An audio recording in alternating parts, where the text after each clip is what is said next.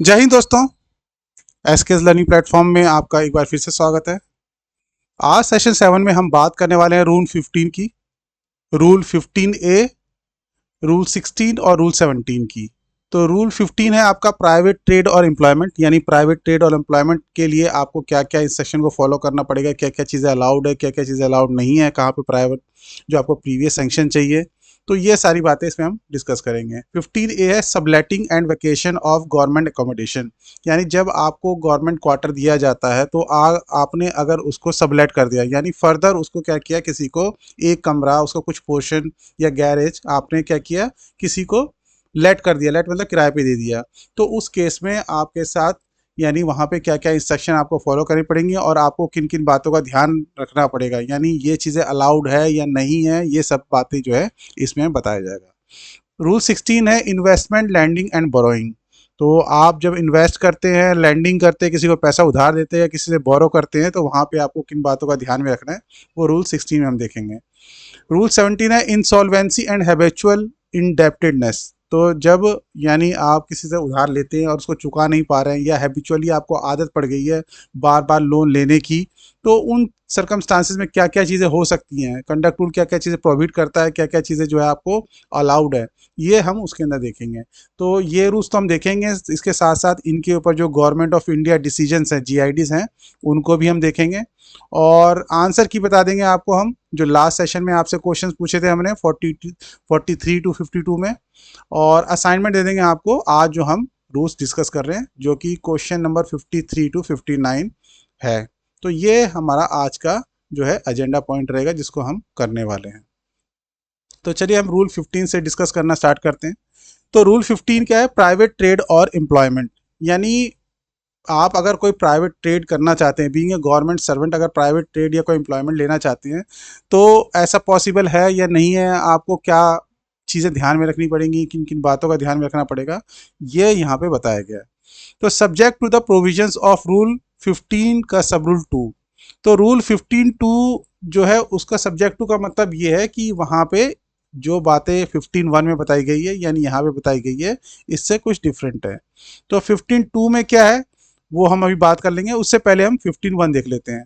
तो 15(1) कहता है आपका कि नो गवर्नमेंट सर्वेंट शैल, यानी कोई भी गवर्नमेंट सर्वेंट जो है वो क्या नहीं करेगा, except with the previous sanction of the government, जब तक कि उसे गवर्नमेंट की पहले से परमिशन नहीं मिली हुई है, सैंक्शन नहीं मिली हुई है, तब तक क्या नहीं करेगा वो, इंगेज डायरेक्टली और indirectly in any trade or business. किसी भी ट्रेड या बिजनेस के अंदर कोई भी गवर्नमेंट सर्वेंट अपने आप को इंगेज या उसके अंदर इन्वॉल्व नहीं कर सकता है। ये सबसे पहली बात बता दी उन्होंने। इसके लिए आपको क्या चाहिए होगा, प्रीवियस सैंक्शन चाहिए होगा, यानी गवर्नमेंट आपको अलाउ करती है तब तो ठीक है, अदरवाइज ये सब चीज़ें आप नहीं कर सकते हैं।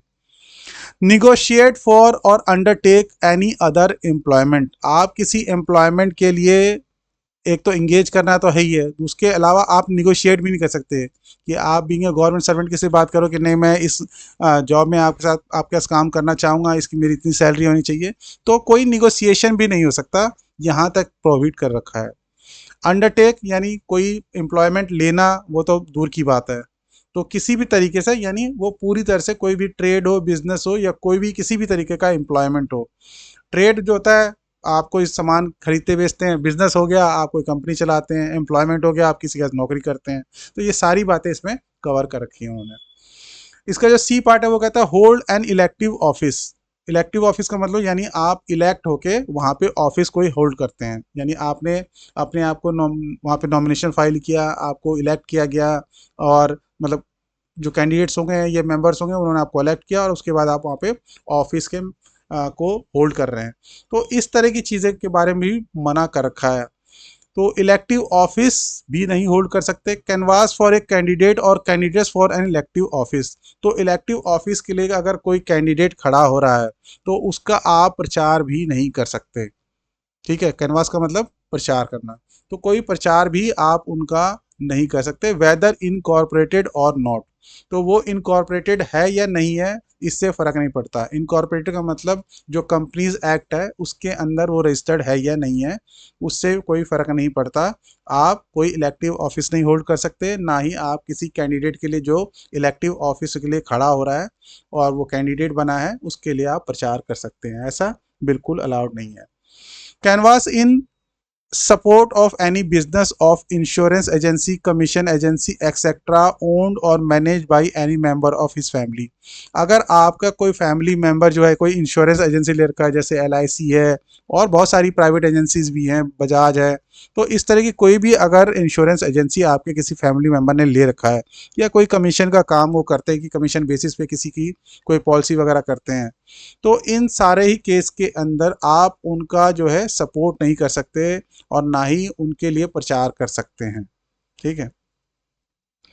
Take part in except in the discharge of official duty, यानी अगर जब आपकी ऑफिशियल ड्यूटी है तब तो ठीक है, लेकिन उसके अदरवाइज उसके अलावा आप नहीं हिस्सा ले सकते किन की चीज़ों में, इन registration, promotion and management of any bank और अदर कंपनी।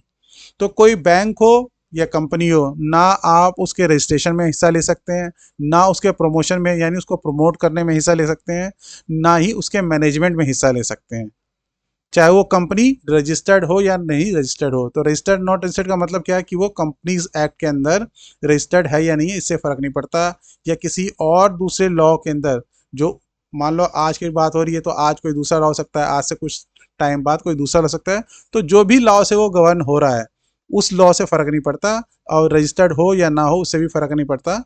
लेकिन क्या है, वो बैंक या कंपनी जो है उसमें रजिस्ट्रेशन में, प्रमोशन में और मैनेजमेंट में पार्ट नहीं ले सकते। ठीक है। यानी अगर किसी कंपनी को रजिस्टर्ड करना चाह रहे हैं, अगर रजिस्टर्ड नहीं है, अगर रजिस्टर्ड करना चाह रहे हैं और उसका प्रमोशन करना चाह रहे हैं या मैनेजमेंट करना चाह रहे हैं, तो इस तरह के किसी भी एक्टिविटी में आप पार्टिसिपेट नहीं कर सकते बीइंग ए गवर्नमेंट सर्वेंट। और ऑफ एनी कोऑपरेटिव सोसाइटी, तो तीन चीज़ों को यहाँ पे बताया, बैंक हो गया, आपका कंपनी हो गया किसी दूसरी तरह की, या कोऑपरेटिव सोसाइटी हो, इन तीनों में से कोई भी हो, उनके किसी के भी रजिस्ट्रेशन, प्रमोशन और मैनेजमेंट में आप हिस्सा नहीं ले सकते। और यहाँ पे जो कोऑपरेटिव सोसाइटी बताई है उसका स्पेसिफिक जो पर्पस बताया है वो कमर्शियल पर्पस बताया है, यानी कोऑपरेटिव सोसाइटी अगर उसका कमर्शियल पर्पस है तब आप हिस्सा नहीं ले सकते। ठीक है। तो यहाँ पे इससे ये सेंस निकाला जा सकता है कि अगर उसका कहीं पे प्रो बोनो यानी कोई वेलफेयर एम है और उसके अंदर है, तो उस केस में GID हमें देखना पड़ेगा, GID क्या कहता है। कमर्शियल पर्पस के लिए तो बिल्कुल ही मना कर रखा है। जो फोर्थ पार्ट है वो कहता है पार्टिसिपेट इन और associate himself in any manner in making of. तो अब ये अगर बनाने की बात आ रही है कि अगर इस तरह की कोई भी चीज़ें बनाई जा रही हैं तो वहाँ पे भी पार्टिसिपेट या एसोसिएट अपने आप को अटैच नहीं कर सकता, लिंक नहीं कर सकता। तो वो क्या है, स्पॉन्सर्ड मीडिया, रेडियो और टेलीविज़न प्रोग्राम। अब स्पॉन्सर्ड का मतलब क्या हो गया कि कोई प्रायोजित कर रहा है, कोई उसके लिए फंडिंग दे रहा है, कोई पैसे दे रहा है। तो कोई स्पॉन्सर्ड मीडिया का कोई प्रोग्राम है, रेडियो का हो, टेलीविज़न का हो, तो उसके अंदर भी आप पार्टिसिपेट आप नहीं कर सकते या एसोसिएट नहीं कर सकते। इसका मतलब जैसे कि एक बहुत फेमस केस आया था जिसके अंदर किसी पर्सन ने KBC में पार्टिसिपेट किया था विदाउट परमिशन, तो वो क्योंकि एक्टिविटी अलाउड नहीं थी तो फिर उसके खिलाफ एक्शन लिया गया था। तो इस तरह से जो स्पॉन्सर्ड मीडिया है उनमें पार्टिसिपेट करना अलाउड नहीं है। A media program commission by the government media and but produced by a private agency. तो वो कह रहे हैं कि अगर कमीशन जो है गवर्नमेंट ऑफ इंडिया भी कर रही है, यानी गवर्नमेंट मीडिया भी कर रही है, गवर्नमेंट मीडिया मतलब यानी जो इसके अंदर गवर्नमेंट का स्टेक है, गवर्नमेंट का हिस्सेदारी है या गवर्नमेंट उसके अंदर कंट्रोल करती है उसको, तो अगर ऐसा मीडिया प्रोग्राम भी है लेकिन उसको बना प्राइवेट एजेंसी रही है, यानी गवर्नमेंट ने उसको बोला है कि हम आपको पैसे देंगे और ये आप बनाइए, लेकिन उसको बनाने का काम प्राइवेट एजेंसी कर रही है, तो उस केस में भी पार्टिसिपेट करने के लिए मना किया गया है। A privately produce media program including video magazine, तो वीडियो मैगजीन हो या किसी दूसरे तरह का भी कोई प्राइवेटली, यानी प्राइवेट जो पर्सन है या प्राइवेट एजेंसी है वो कर रही है, मीडिया प्रोग्राम बना रही है, तो वहाँ पे तो पूरी तरह से मना है।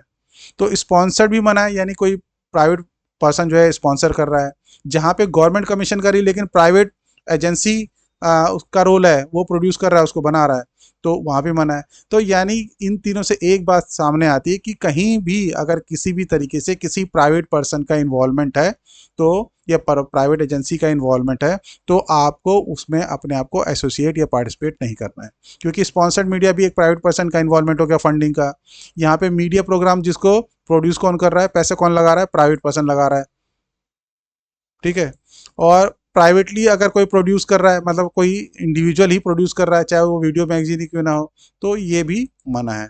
तो इस तरीके से क्या है, आपके जहाँ पे भी प्राइवेट कुछ इन्वॉल्वमेंट हो गया, चाहे वो बनाने के लिए गवर्नमेंट नहीं बोला हो, या गवर्नमेंट मीडिया ही उसको बनवाने के लिए बोला हो, तब भी उसे क्या है, तब भी उसे मना करना है या उसमें पार्टिसिपेट नहीं करना है। प्रोवाइडेड दैट, तो यहाँ पे प्रोवाइडेड दैट का मतलब कि कुछ एक्सेप्शन बताया है। क्या एक्सेप्शन बताया कि no previous permission shall be necessary, लेकिन ये पर्टिकुलर आपको एक केस बता दिया जहाँ पे पहले से परमिशन की जरूरत नहीं है और ये काम आप कर सकते हैं।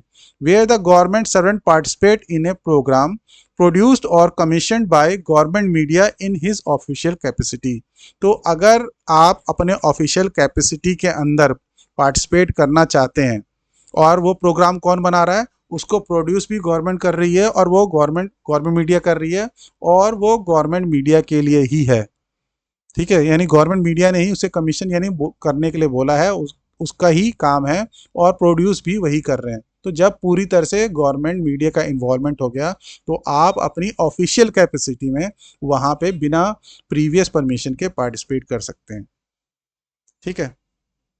तो अभी तक ऊपर जितनी बातें बताई सारी चीज़ें प्रोहिबिटेड है, सारी चीज़ें मना है बिना प्रीवियस सैंक्शन के। अगर बिना प्रीवियस सैंक्शन लिए बिना आप कोई काम कर रहे हैं, ये सारे मना है। लेकिन उसमें सिर्फ एक एग्जाम्पशन उन्होंने क्या बताया, अगर ऐसा यानी एफ के अंदर ऐसा मीडिया जो प्रोड्यूस भी गवर्नमेंट मीडिया कर रही है और उसको कमीशन भी गवर्नमेंट मीडिया कर रही है, कमीशन मतलब यानी दोनों चीज़ें से वो बना भी गवर्नमेंट मीडिया के लिए रहा है, और उसको पैसे भी जो लगा रहे हैं, जो फंडिंग हो रही है, वो भी गवर्नमेंट मीडिया के द्वारा हो रहा है। तो उस केस में आप अपने ऑफिशियल कैपेसिटी में कर सकते हैं। देखिए ऊपर लिखा हुआ था subject to the provision of rule 15(2), तो ये 15(2) क्या कह रहा है वो देख लेते हैं। तो यहाँ पे तो बताया कि आपको प्रीवियस सैंक्शन चाहिए, उसके बाद ही आप ये सब काम कर पाएंगे, अदरवाइज यानी प्रीवियस सैंक्शन के बिना सब चीज़ें प्रोहिबिटेड है, मना है आपको। तो एक government servant may without the previous sanction of the government, तो यहाँ पे ये जो कैटेगरी थी उसके अंदर उन्होंने बताया कहाँ कहाँ पे प्रीवियस सैंक्शन चाहिए, और यहाँ पे अब वो सेकंड में यानी सब रूल 2 में उन कैटेगरी को बता रहे हैं जहाँ पे प्रीवियस सैंक्शन की जरूरत नहीं है, तो without previous sanction of the government. तो ये काम जो है आप गवर्नमेंट से परमिशन लिए बिना कर सकते हैं। तो वो क्या है, undertake honorary work of social और चैरिटेबल नेचर, यानी आप बिना पैसे के, ऑनरी मतलब जहाँ पे आप किसी से पैसे ना ले रहे हो या बहुत ही नॉमिनल कुछ चार्ज कर रहे हो।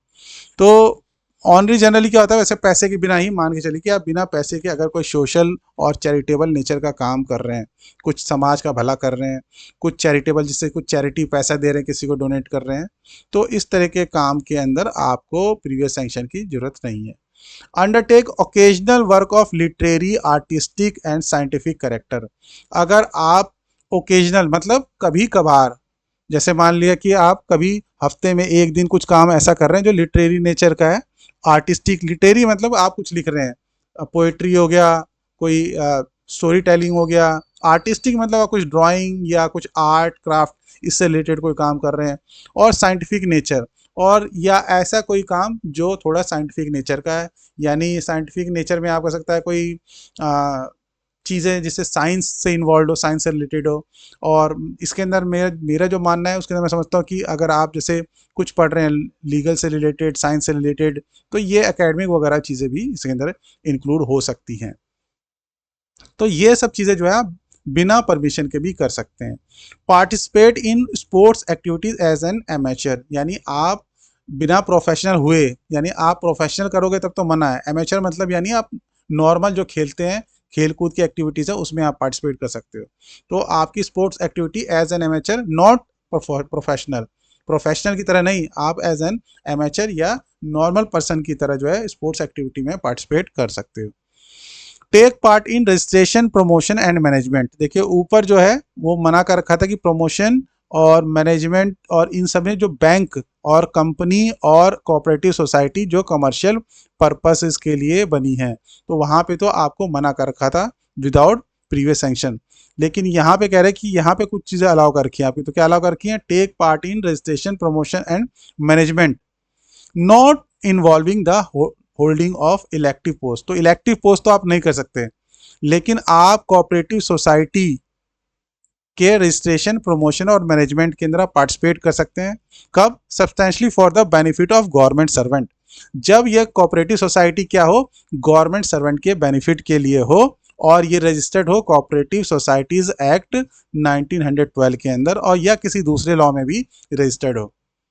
तो ऐसी कोऑपरेटिव सोसाइटी जो गवर्नमेंट सर्वेंट के वेलफेयर के लिए, उनके भला के लिए, उनके बेनिफिट के लिए, उसके रजिस्ट्रेशन, प्रमोशन और मैनेजमेंट में आप हिस्सा ले सकते हैं। और ऊपर मना कर रखा था जो कमर्शियल एक्टिविटीज़ में कोऑपरेटिव सोसाइटीज़ हैं उसमें आप हिस्सा नहीं ले सकते। तो दोनों में ये डिफरेंस है। Provided that he shall discontinue taking part in such activities if so directed by government. लेकिन अगर आप जब इसमें पार्टिसिपेट कर रहे हैं, टेक पार्ट कर रहे हैं, और उसके बाद गवर्नमेंट को ऐसा लगता है कि नहीं, आपका वहाँ पे हिस्सा लेने से यहाँ पे कुछ जो आपकी गवर्नमेंट रिस्पॉन्सिबिलिटीज़ हैं, जॉब है, आपका प्रोफाइल है, उसमें कुछ प्रॉब्लम आ रही है, या गवर्नमेंट को अदरवाइज भी लगता है, बिना इसके भी लगता है कि नहीं, हमें फुल फ्लैज हमें चाहिए ये पर्सन, तो आपको वहाँ पे डिसकंटिन्यू करना पड़ेगा अगर गवर्नमेंट कहती है तो। In case falling under 15(2)(d), 15(2)(e), यानी डी ये है आपका, ई ये है, his official duties shall not suffer thereby. तो यानी आप जब रजिस्ट्रेशन, प्रमोशन में हिस्सा ले रहे हो, ठीक है, तो वहां पे आपको क्या है, अच्छा इसमें एक पार्ट ये डी रह गया हमारा, शायद इसमें एक डी पर पढ़ लेते हैं। डी कह रहा है take part in registration, promotion and management not involving the holding of elective office of literary, scientific, charitable society और ए क्लब और सिमिलर ऑर्गेनाइजेशन, द एम और object of which relates to promotion of sports, culture और recreational activities registered under the societies act 1860 and other. हाँ, तो दोनों चीज़ों में हमने ऊपर बात की थी कि स्पोर्ट्स एक्टिविटी में एज एन एमेचर आप पार्टिसिपेट कर सकते हो।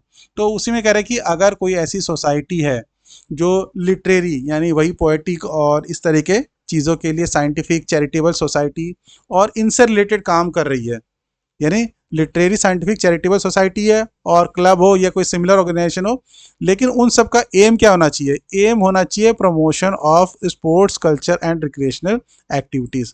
तो सिर्फ नॉर्मल एंटरटेनमेंट के लिए या स्पोर्ट्स एक्टिविटी ऑर्गेनाइज करने के लिए या कुछ कल्चरल प्रोग्राम करने के लिए ये सोसाइटी बनी है, उसका एम यही है। तो इस तरह की सोसाइटी में भी आप उसके रजिस्ट्रेशन में, प्रमोशन में, मैनेजमेंट में हिस्सा ले सकते हैं, उसमें कोई प्रॉब्लम नहीं है। और उसी तरह से ये जो कोऑपरेटिव सोसाइटी जिसको हम अभी डिस्कस कर रहे थे, कोऑपरेटिव सोसाइटी का एम अगर ये है बेनिफिट करना गवर्नमेंट सर्वेंट्स का, तो उसके अंदर भी आप क्या है, रजिस्ट्रेशन, प्रमोशन और मैनेजमेंट में सिर्फ पार्टिसिपेट कर सकते हैं या हिस्सा ले सकते हैं या इन्वॉल्व हो सकते हैं। आपको इलेक्टिव ऑफिस में तो हिस्सा नहीं लेना, ये पूरी तरह से मना कर रखा है। और इसके अंदर जो एक क्लॉज बताया कि अगर गवर्नमेंट आपको डायरेक्ट करती है कि नहीं, हमें फुल फ्लैज बंदा चाहिए, और इसमें आपको मना कर दिया जाता है, तो आपको फिर छोड़ना पड़ेगा ये काम, ठीक है। ऑफिशियल ड्यूटी जो है सफ़र नहीं करनी चाहिए। अब ये जो 15(d) और ई हमने डिस्कस किया, उसी के बारे में बता रहे हैं कि his official duties shall not suffer thereby and he shall within a period of 1 month of his taking part in such activity report to the government giving details of nature of his participation। अगर इन दो तरह के, यहाँ पे क्या था, कोई ऐसा क्लब है, सोसाइटी है जिसका काम क्या है, लिटरेरी, साइंटिफिक और चैरिटेबल नेचर का और रिक्रिएशनल एक्टिविटीज़ को होल्ड करना या उस तरह के काम करना, तो उस केस में, और या दूसरा आप किसी कोऑपरेटिव सोसाइटी जो गवर्नमेंट सर्वेंट के बेनिफिट के लिए है, इन दोनों में अगर आप पार्टिसिपेट कर रहे हैं तो आपको 1 महीने के अंदर ये बताना पड़ेगा कि आपने किस तरह की एक्टिविटीज़ में हिस्सा लिया, तो वहाँ पे आपको रिपोर्ट करना है। तो ये ध्यान में रखना है, यहाँ पे रिपोर्टिंग होगी इन दोनों केसेस में कि आप किस तरह की एक्टिविटीज़ में पार्टिसिपेट कर रहे हो, ठीक है, ये आपके ऊपर ऑब्लिगेशन है।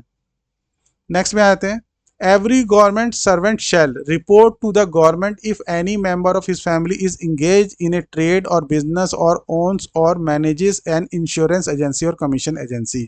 तो अगर आप कमीशन बेसिस पे या इंश्योरेंस एजेंसी को किसी में इन्वॉल्व हो, यानी आपके फैमिली मेंबर इन्वॉल्व हैं, तो आपको क्या करना पड़ेगा, ये रिपोर्ट अपने गवर्नमेंट को देनी पड़ेगी, यानी अपने ऑफिस में देना पड़ेगा।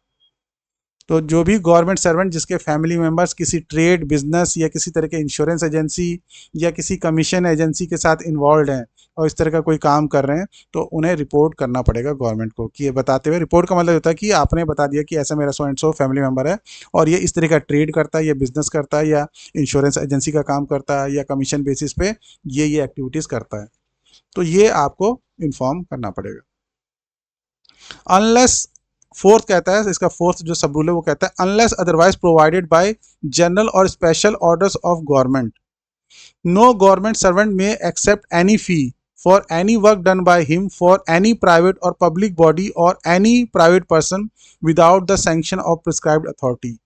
तो ये कह रहे हैं कि जब तक कोई जनरल या स्पेशल ऑर्डर गवर्नमेंट ने ना निकाला हो, तो कोई भी गवर्नमेंट सर्वेंट कोई भी फीस एक्सेप्ट नहीं कर सकता किसी भी काम के लिए, चाहे वो किसी ने किसी प्राइवेट पर्सन के लिए किया हो या बॉडी के लिए किया हो या किसी पब्लिक बॉडी के लिए भी किया हो। तो प्राइवेट पर्सन या बॉडी का मतलब ये होगा कि कोई प्राइवेट कंपनी होगी छोटी मोटी, कोई प्राइवेट पर्सन का मतलब ये होगा कि किसी पर्सन के लिए आपने काम कर दिया कुछ, या पब्लिक बॉडी का मतलब हो गया जिसके अंदर गवर्नमेंट का कुछ इन्वॉल्वमेंट है, तो वहाँ पे आपने कुछ किया। तो कहीं भी किसी तरीके का फीस आप नहीं ले सकते without the sanction of prescribed authority. तो जब तक जो अथॉरिटी है, कंप्लेंट अथॉरिटी, वो आपको सैंक्शन ना दे दे, परमिशन ना दे दे, तो आप फीस जो है नहीं ले सकते। अब FR/SR रूल में जो है फीस की डेफिनेशन दी रखी है, तो ये डेफिनेशन भी देख लेते हैं और ये कई बार क्वेश्चन में भी आया हुआ है। तो FR/SR के क्वेश्चन भी आते हैं एग्जाम में, आपको पता है, तो उसमें से डेफिनेशन भी आई हुई है, तो एक बार इसको देख लेते हैं क्या कहता है। तो ये आपका FR6A है, फीस मीन्स, तो फी का मतलब क्या वो बता रहा है, ए रिकरिंग और नॉन रिकरिंग पेमेंट, चाहे वो आपको एक बार मिल रही हो या बार बार मिल रही हो। तो रिकरिंग मतलब जो बार बार मिले आपको, यानी सपोज कि आप कोई किसी का काम किया आपने, वो आपको हर घंटे के लिए 200 रुपये, 400 रुपये, 500 रुपये, जितना भी है वो आपको पर आवर के हिसाब से डेली दे रहा है। नॉन रिकरिंग मतलब एक बार ही अगर आपको, आपने किसी का काम किया और उसने एक बार ही आपको चाहे पैसे दिया, तो वो भी फीस में काउंट होगा। Payment to a government servant from a source other than the consolidated fund of India, तो कंसोलिडेटेड फंड ऑफ इंडिया के बाहर से आपको कोई भी रिकरिंग या नॉन रिकरिंग पेमेंट मिली, या कंसोलिडेटेड फंड ऑफ स्टेट या consolidated fund of union territory, किसी से भी, यानी आप स्टेट में काम कर रहे होंगे या स्टेट के एम्प्लॉय होंगे तो आपको स्टेट्स के कंसोलिडेटेड फंड के बाहर से मिल रहा है, यूटी में काम कर रहे हैं तो उसके कंसोलिडेटेड फंड ऑफ से बाहर मिल रहा है। तो जब भी इस तरीके का आपको कंसोलिडेटेड फंड ऑफ इंडिया से बाहर से पैसा मिलता है, चाहे वो रिकरिंग हो, बार बार मिलना हो आपको या एक बार मिला हो, तो वो फी की कैटेगरी में आएगा। Whether may directly to the government servant और indirectly through the intermediary of government, और चाहे वो आपको डायरेक्टली मिले या इनडायरेक्टली मिले, दोनों ही केस में वो फीस मानी जाएगी। बट डज नॉट इंक्लूड, लेकिन फीस की कैटेगरी में क्या चीज़ नहीं आएगा ये भी देख लेते हैं। Unearned income such as income from property, dividends and interest on securities, आपने कोई शेयर खरीद रखा है, उसके ऊपर कुछ इंटरेस्ट में आपको मिला, कुछ पैसा मिला, वो आपका फी की कैटेगरी में नहीं आता। डिविडेंड्स भी मिलते हैं शेयर के ऊपर, तो वो भी आपकी कैटेगरी में नहीं आएगा। इनकम फ्रॉम प्रॉपर्टी, आपकी कोई प्रॉपर्टी थी, आपने उसको लेट कर रखा है, आपकी प्राइवेट प्रॉपर्टी थी, आपने किसी को किराए पे दे रखा है, या मान लो किसी और दूसरे तरीके से भी आपको उसके अंदर इनकम हुई है, तो जिस भी तरीके से आपको उसके अंदर इनकम हो, वो आपकी फीस नहीं मानी जाएगी। मतलब इसका मतलब ये नहीं कि आपको वो उसके अंदर दूसरे तरीके का आपको टैक्स देना पड़ता है, लेकिन वो फीस की कैटेगरी में नहीं आएगा। यानी इसके लिए आपको यहाँ पे जो बता रखा है कि सैंक्शन चाहिए, वो सैंक्शन की जरूरत नहीं होगी, वो आप एक्सेप्ट कर सकते हैं। Income from literary, cultural, artistic, scientific और technological efforts and income from participation in sports activities as amateur, तो आप लिटरेरी कोई काम कर रहे हैं, उससे आपको पैसा मिल रहा है। मान लो आपने अपनी पोएम्स की किताब छापी, कविता की किताब छापी, आपने अपने किसी शॉर्ट स्टोरीज की बुक छापी, तो उससे जो इनकम आएगी वो आप ले सकते हैं, ठीक है। कल्चरल, कल्चरल यानी जो भी कोई सांस्कृतिक कोई कार्यक्रम हो, आर्टिस्टिक कोई आप ड्राइंग बना रहे हो, ड्राइंग की एग्जीबिशन करके उससे आपको कुछ पैसा मिल रहा है। साइंटिफिक, आप कुछ ऐसे साइंस से रिलेटेड चीज़ें कुछ कर रहे हैं, कुछ आपने इन्वेंट किया। कुछ टेक्नोलॉजी से रिलेटेड कुछ एफर्ट्स आप कर रहे हैं, और income from participation in sports activities. तो अगर आप स्पोर्ट्स में भी एज एन एमेचर यानी नॉट प्रोफेशनल आप काम कर रहे हैं, तो वहाँ पे भी आपको जो पैसा मिलेगा वो आप रख सकते हैं विदाउट प्रीवियस सैंक्शन। तो ये आपका रूल 15 जो है वो कहता है। अब इसके ऊपर हम गवर्नमेंट ऑफ इंडिया डिसीजंस कौन कौन से इंपॉर्टेंट वो देख लेते हैं एक बारी। तो गवर्नमेंट ऑफ इंडिया डिसीजन में पहला है acceptance of part time examiner of examination paper set by recognised universities. अगर आप पार्ट टाइम एग्जामिनरशिप की काम को, जॉब को वो एक्सेप्ट करना चाहते हैं, तो क्या उसके अंदर कंडीशंस हैं। मे बी परमिटेड, तो आपको परमिशन मिल सकती है सब्जेक्ट टू कंडीशन दैट, लेकिन उसके अंदर कुछ कंडीशंस हैं जो आपको ध्यान में रखनी पड़ेंगी। तो कंडीशंस क्या है? The official duties of the individual concern do not suffer in any way. आपकी ऑफिशियल ड्यूटी किसी भी तरीके से सफ़र नहीं होनी चाहिए, उसमें कोई हार्म नहीं होना चाहिए। आपको ऑफिशियल ड्यूटी तो आपको करनी पड़ेगी। The fees received by the individual concern in such cases will not be subject to SR 12 of the fundamental rule. तो इसमें एक चीज़ और बताया कि ये फंडामेंटल रूल्स में जो आपके कंडीशन दे रखे हैं वो उससे गवर्न नहीं होगा, will not be subject to.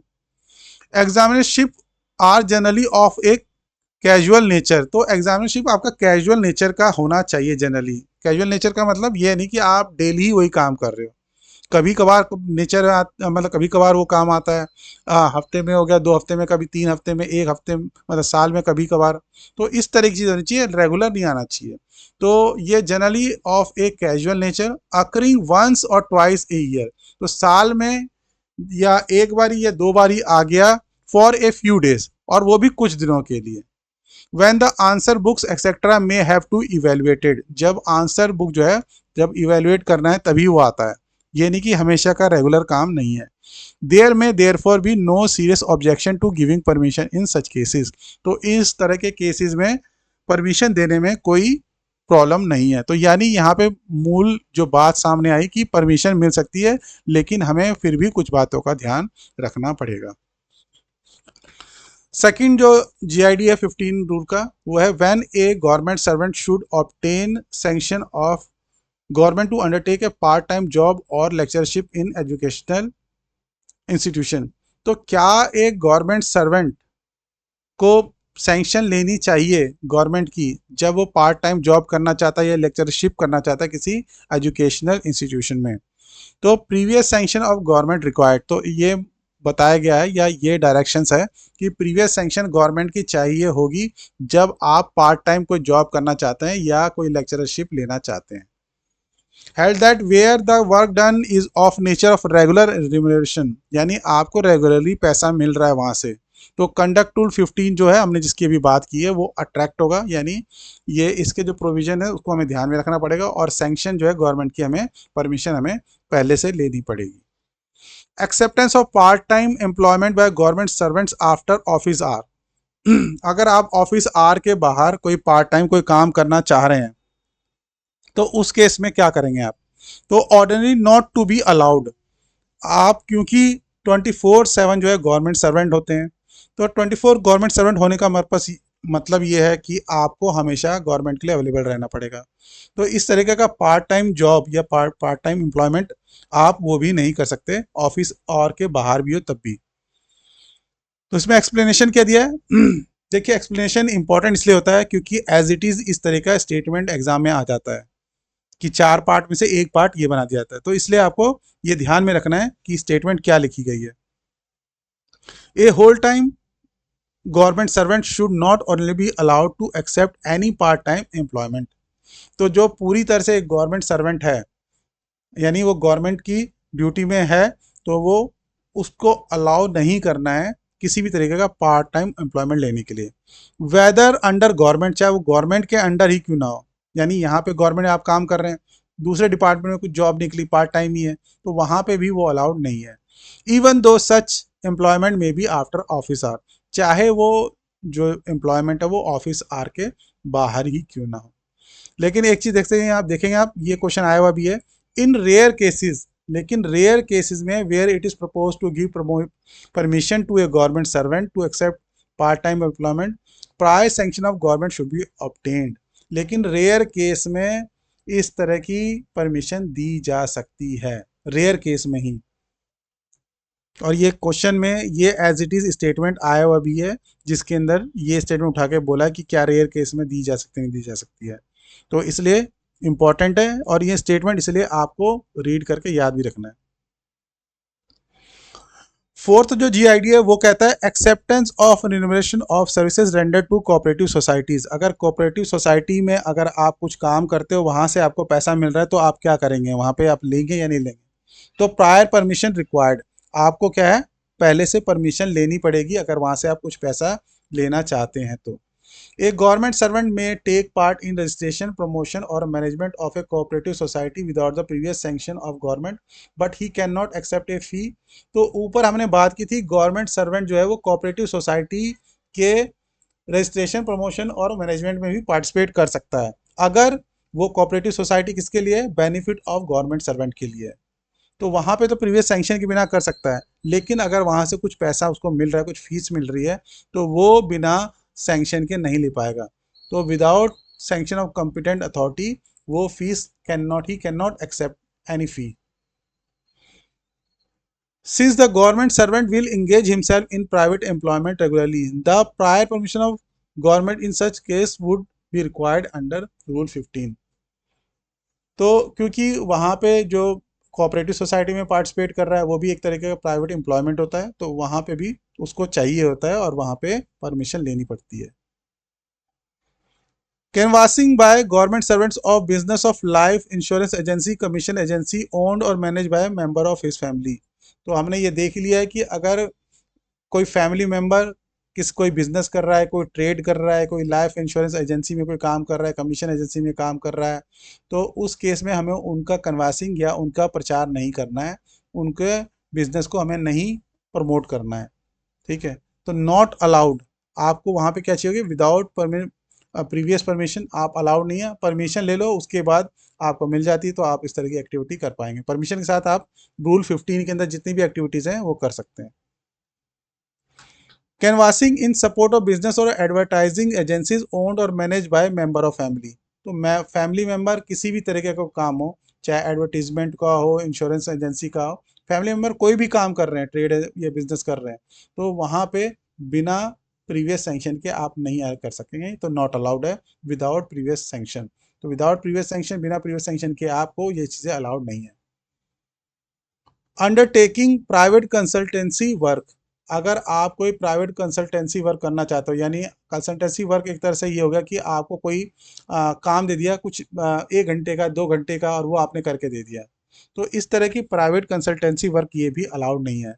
It has been decided by government that private practice, whether it is of in nature of consultancy work or some other type of work, shall not be permitted to any member of the staff in government institution।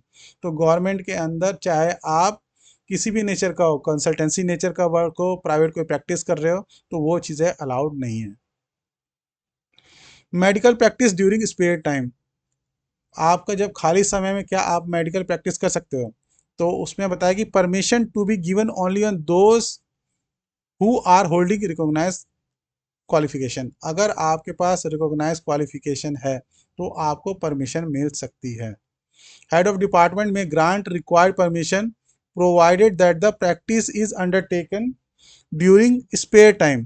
तो जब आप spare time में practice करते हो, और दूसरा क्या है, ये प्योरली चैरिटेबल बेसिस का है, यानी आप पूरी तरह से एक, मतलब ऐसा नहीं कि आप फीस इकट्ठा करने के लिए या किसी को चार्ज करने के लिए काम कर रहे हो, चैरिटेबल बेसिस पे कुछ छोटी मोटी फीस रख रखी है, तो उस केस में तो ये अलाउड हो सकता है without detriment to the official duties of government servant. तो आपकी जो ऑफिशियल ड्यूटीज है वो लेकिन हैम्पर नहीं होनी चाहिए। उसके बाद है negotiation for commercial employment while in service.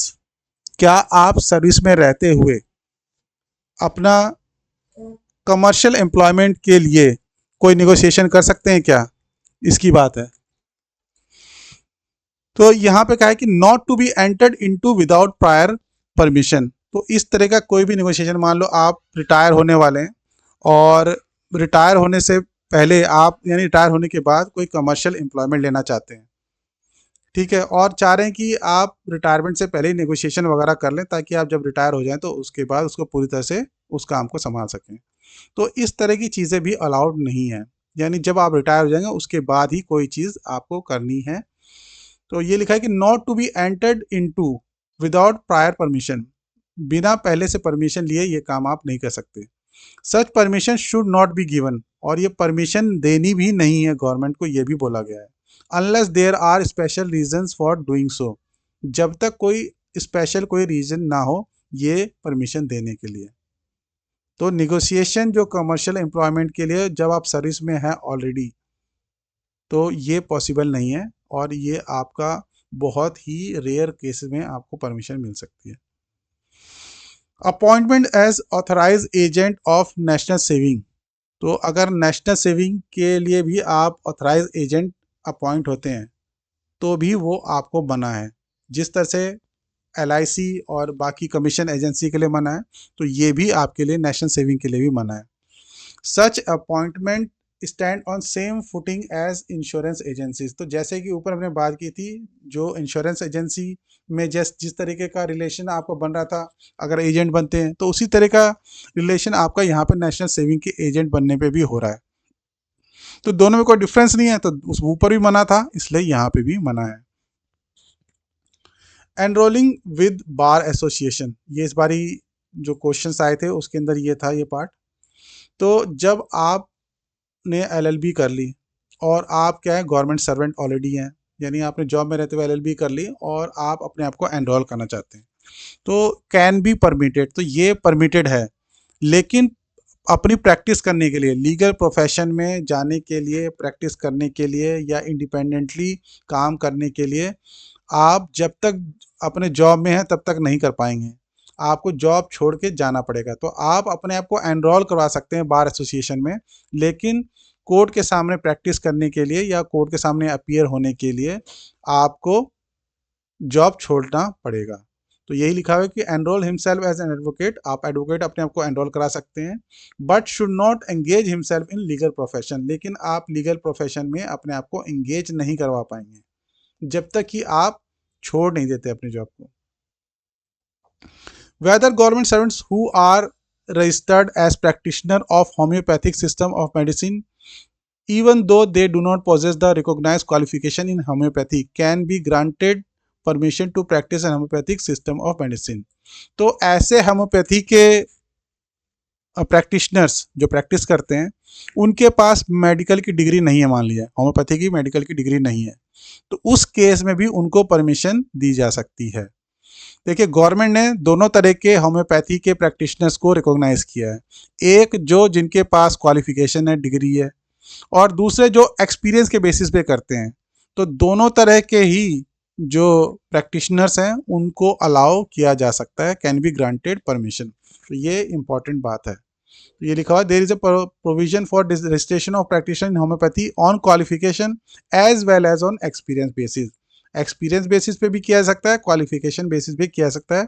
तो इसीलिए दोनों तरह की प्रैक्टिस के लिए अगर परमिशन मांगते हैं तो दी जा सकती है। अब बाकी मिलती किसको है वो बात की बात है। अगला जो GID है, पार्टिसिपेशन इन एनी कॉम्पिटिशन और social event organize by private companies और organization the primary objective of which is only to promote their business. तो जहाँ पे कोई सोशल इवेंट हो रहा है, कोई कॉम्पिटिशन हो रहा है, उसे प्राइवेट कंपनी या कोई ऑर्गेनाइजेशन ऑर्गेनाइज कर रही है, और पूरी तरह से उसका जो मोटिव है वो क्या है, अपने बिजनेस को प्रमोट करना है। तो आप वहाँ पे प्रायर सैंक्शन के बिना नहीं जा पाएंगे, बिल्कुल आपको पहले से ही परमिशन लेनी होगी। The social events competition promoted by various private companies can be put into different categories। अलग अलग कैटेगरीज बनाई गई है, दो कैटेगरी होगी। Organise purely with intention to promote business, तो पूरी तरह से कंपनी का इंटरेस्ट देखा जा रहा है, अपने बिजनेस को प्रमोट किया जा रहा है, तो वहाँ तो प्राइवेट जो प्रायर सैंक्शन है पहले से परमिशन चाहिए होगी। Where the competition by way of games and sports are sponsored by private company, लेकिन जो प्राइवेट कंपनी उनका मेन काम कंपटीशन, हेल्दी कंपटीशन करना है, गेम्स ऑर्गेनाइज करना है, स्पोर्ट्स ऑर्गेनाइज करना है, और जहाँ पे ये जो है उसके अंदर क्या है, spirit of competitiveness among the participant is very much evident, और ये दिख रहा है कि वहाँ पे कंपटीशन की भावना से एक्टिविटीज ऑर्गेनाइज की जा रही हैं। तो वहाँ पे प्रायर सेंक्शन जो है, प्रायर पहले से परमिशन की जरूरत नहीं है। तो जहाँ पे पूरी तरह से एम उनको अपना बिजनेस प्रमोट करना रहेगा तो वहीं पे चाहिए होगी आपको। बाकी में जहाँ पे प्योर प्योर ये लग रहा है कि जो एक्टिविटीज़ ऑर्गेनाइज की जा रही हैं वो गेम्स है या इस तरह की स्पोर्ट्स एक्टिविटीज़ हैं, तो वहाँ पे कोई दिक्कत नहीं है। Holding elective office in government cooperative societies. तो इलेक्टिव ऑफिस का हमने ऊपर देखा था कि पूरी तरह से मना था कि इलेक्टिव ऑफिस को बिना प्रायर सैंक्शन के, पहले से सैंक्शन लिए हुए, परमिशन लिए हुए नहीं कर सकते हैं। तो यहाँ पे क्या चीज़ें देख लेते हैं। Subject to the administrative authority satisfying itself that it will not interfere in any manner with the discharge of official duty concerned, the question of permitting government servant to hold elective office can be considered। तो अगर जो administrative authority के main competent authority हैं या administrative authority भी हैं, अपने आप को वो सेटिस्फाई कर लेते हैं, यानी उन्हें ऐसा लगता है कि ये जो इलेक्टिव ऑफिस ये होल्ड करेंगे कोऑपरेटिव सोसाइटी में गवर्नमेंट सर्वेंट, उससे किसी भी तरीके से उसकी जो ऑफिशियल ड्यूटी है उस पर कोई प्रॉब्लम नहीं आएगी। तो अगर उसकी ऑफिशियल ड्यूटी में कोई इंटरफेरेंस नहीं होता तो ये इस बात पे ध्यान दिया जा सकता है या इस चीज़ को परमिट किया जा सकता है कि गवर्नमेंट सर्वेंट जो है वो इलेक्टिव ऑफिस होल्ड कर ले। There is no bar as such on government servant holding an elective office. तो इलेक्टिव ऑफिस को होल्ड करने के लिए गवर्नमेंट सर्वेंट के ऊपर कोई मनाही नहीं है।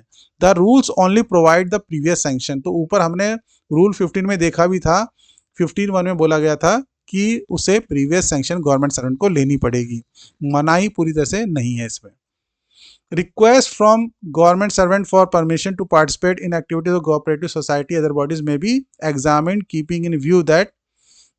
तो लेकिन हमें क्या चीज़ वहाँ पे ध्यान रखनी पड़ेगी। मान लिया परमिशन के लिए हमारे पास आ गया, जो गवर्नमेंट सर्वेंट है वो इलेक्टिव पोस्ट होल्ड करना चाहता है कोऑपरेटिव सोसाइटी में, तो हमें ये देखना पड़ेगा कि जो रिलेवेंट एक्ट हैं या बायलॉज हैं जिनसे वो सोसाइटी गवर्न होती है वो क्या अलाउ करती हैं इस तरह की चीज़ों को। तो अगर बायलॉज और एक्ट जो है उस सोसाइटी के वो अलाउ करते हैं इस तरह की एक्टिविटी को, तो वहाँ पे परमिशन दी जा सकती है।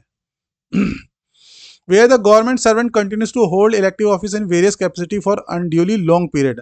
लेकिन अगर परमिशन भी मिल गई और बहुत लंबे समय तक आप होल्ड कर रहे हैं, बीइंग गवर्नमेंट सर्वेंट आप होल्ड कर रहे हैं, तो वहाँ पे क्या है, वहाँ से ये थोड़ा आभास लग सकता है या इससे ये माना जा सकता है कि उसका कोई ना कोई वहाँ पे वेस्टेड इंटरेस्ट जो है वहाँ पे आ गया है। तो इस वजह से लॉन्ग जो आर्स हैं, यानी लंबे जो पीरियड है, लॉन्ग आर्स मतलब लॉन्ग पीरियड जो लंबा समय, 5 साल 10 साल, इस तरीके की परमिशन नहीं देनी है कि 5 साल 10 साल तक उस पोस्ट को होल्ड करें। तो वही यहाँ पे बताया, it has been decided that a government servant may allowed to hold elective office in any body whether incorporated और नॉट विद प्रायर सैंक्शन। यानी तो पहले से सैंक्शन दे के आप देंगे, लेकिन 2 टर्म से, 2 टर्म से ज़्यादा नहीं दे सकते और मैक्सिमम 4 साल से ज़्यादा नहीं दे सकते। 2 टर्म या 4 साल जो भी पहले खत्म हो जाए। तो मान लो 2 टर्म, 1.5 साल के 2 टर्म है तो 3 साल हुए, तो 3 साल तक करना है। और 2 और 4 साल तक एक टर्म है तो 4 साल माना जाएगा। तो मैक्सिमम 4 ईयर्स का यहाँ पे लिमिट रखा गया है। Contesting canvassing in election to sports bodies. जैसे कई बहुत सारी स्पोर्ट बॉडीज़ हैं, जैसे कि BCCI भी एक स्पोर्ट बॉडी है, उसकी बात नहीं कर रहे, लेकिन हम इस तरह की कोई स्पोर्ट बॉडी छोटी मोटी है डिस्ट्रिक्ट लेवल पे या और उससे छोटी बॉडी है, तो वहाँ पे उसके बारे में कर रहे हैं कि अगर आप वहाँ पे कंटेस्ट करना चाहते हैं किसी इलेक्शन को या किसी का प्रचार करना चाहते हैं जो वहाँ पे खड़ा हो रहा है, वहाँ पे भी प्रायर सैंक्शन आपको पहले से परमिशन लेनी पड़ेगी। तो no government servant should be allowed to hold elective office in sport association federation for a term more than 4 years और 1 term whichever is less. देखिए स्पोर्ट्स में बोला कि 4 साल या सिर्फ 1 टर्म, इससे ज़्यादा नहीं। यहाँ पे 2 टर्म बोला था और 4 साल बोला था, यहाँ पे 1 टर्म ही। तो कोऑपरेटिव सोसाइटी के अंदर, ये ऊपर कोऑपरेटिव सोसाइटी की बात हो रही थी, कोऑपरेटिव सोसाइटी के अंदर 2 टर्म या 4 साल है, और स्पोर्ट्स बॉडी के अंदर अगर आप इलेक्ट होना चाहते हो तो वहाँ पे मैक्सिमम टर्म आपका 1 हो सकता है या 4 साल का हो सकता है। While seeking office or supporting the candidature of any person for election, a government should not indulge in conduct unbecoming of government servant। तो जब आपको परमिशन आप मांग भी रहे हो या आप किसी को सपोर्ट कर रहे हो वहाँ पे गवर्नमेंट जो स्पोर्ट्स बॉडी है उसमें इलेक्ट होने के लिए। दोनों ही केस में आपको ऐसा कोई काम ना करें जो unbecoming of a government servant हो। रिफ्रेन फ्रॉम रेजिंग फंड्स, जैसे कि कंडक्ट रूल में मना कर रखा है, रेजिंग ऑफ सब्सक्रिप्शन मना है, तो वो भी चीज़ें जो है ध्यान में रखनी है। तो रेजिंग ऑफ फंड इससे भी बचना है, और या कोई दूसरी जगह कलेक्शन, क्योंकि आप इलेक्शन में सपोर्ट कर रहे हो या खुद इलेक्शन में खड़े रहो, आप चंदा इकट्ठा करने की कोशिश कर रहे हो, तो इस तरह की चीज़ें जो है वो मना करके, क्योंकि कंडक्ट रूल इन सब चीज़ों को मना करता है। Prior clearance from the government of India must obtain for any travel abroad. अगर आप बाहर जा रहे हैं, इंडिया से बाहर जा रहे हैं अपने किसी इस तरह के जो भी बॉडी में, स्पोर्ट बॉडी में मेंबर होने की वजह से, या वहाँ पे कोई पोस्ट होल्ड करने की वजह से, क्योंकि स्पोर्ट्स एक्टिविटीज़ बाहर भी होती रहती हैं, इंटरनेशनली भी होती रहती हैं, तो वहाँ पे जब जाएंगे तो आप प्रॉपर जो भी लीव है वो लेके जाएंगे। Must indicate source of funding बताएंगे, अपनी अपनी लीव जो है उसको लेके जाएंगे, और ये सब परमिशन लेके जाना है। तो जो क्लियरेंस है वो क्लियरेंस भी लेना पड़ेगा। तो ये सब चीज़ें जो भी ऑफिशियली मैंडेटरी हैं, ये सब काम आपको करने पड़ेंगे। तो प्रायर क्लियरेंस हो गया, वो भी लेना पड़ेगा, सोर्स ऑफ फंडिंग भी बतानी पड़ेगी आपको, और लीव जो है, ड्यू और एडेंशियल है, वो लेके जाना पड़ेगा। तो ये आपके रूल 15 के सारे जीआईडीज हैं, इंपॉर्टेंट है, इनमें से क्वेश्चन आते रहते हैं। रूल 15A क्या कहता है? Save as otherwise provided in any other law for the time being in force, no government servant shall, यानी अगर आपको कहीं किसी रूल ने या किसी ऑर्डर ने आपको कोई रिलैक्सेशन दे रखी है, वो बात अलग है। अदरवाइज कोई भी गवर्नमेंट सर्वेंट क्या नहीं कर सकता? सबलेट, यानी आपको अकोमोडेशन मिली हुई है, आप अकोमोडेशन को फर्दर किसी को दे रहे हो किराए पे, तो क्योंकि बहुत इस तरह के इंस्टांसेस गवर्नमेंट के पास आते हैं, तो इस तरह की चीज़ों से बचना है, इस तरह के काम नहीं करने। तो आप सबलेट भी कर सकते हैं, लीज पे भी दे सकते हैं। लीज जनरली क्या होता है? एक लंबे पीरियड के लिए होता है, किराए पे तो देना आपका मंथली आप किराया लोगे, लीज पे आप उसको किसी को 4 साल पे, 5 साल पे, इस तरीके से दिया जा सकता है। तो ये लीज, ये अलग अलग डिफरेंट डिफरेंट टर्म्स हैं जो अलग अलग केसेस में अलाउड हो सकती है। तो सबलेट, सबलेट भी नहीं करना है, किराए पे देना, लीज पे भी नहीं देना। अदरवाइज अलाउ, यानी किसी को अलाउ भी नहीं करना, occupation by any other person, कोई दूसरा पर्सन हो उसको भी अलाउ नहीं करना अपने गवर्नमेंट अकोमोडेशन को ऑक्यूपाई करने के लिए, उसमें रहने के लिए। Which has been allotted to him, जो गवर्नमेंट सर्वेंट को अलॉट है, यानी किसी गवर्नमेंट सर्वेंट को कोई क्वार्टर अलॉट है, तो उसको ना किराए पे दे सकता है, ना लीज पे दे सकता है, ना ही किसी तरीके से रहने के लिए भी दे सकता है किसी दूसरे पर्सन को। A government servant shall, after cancellation of his allotment of government quarter, vacate the same within the time limit prescribed by the allotting authority।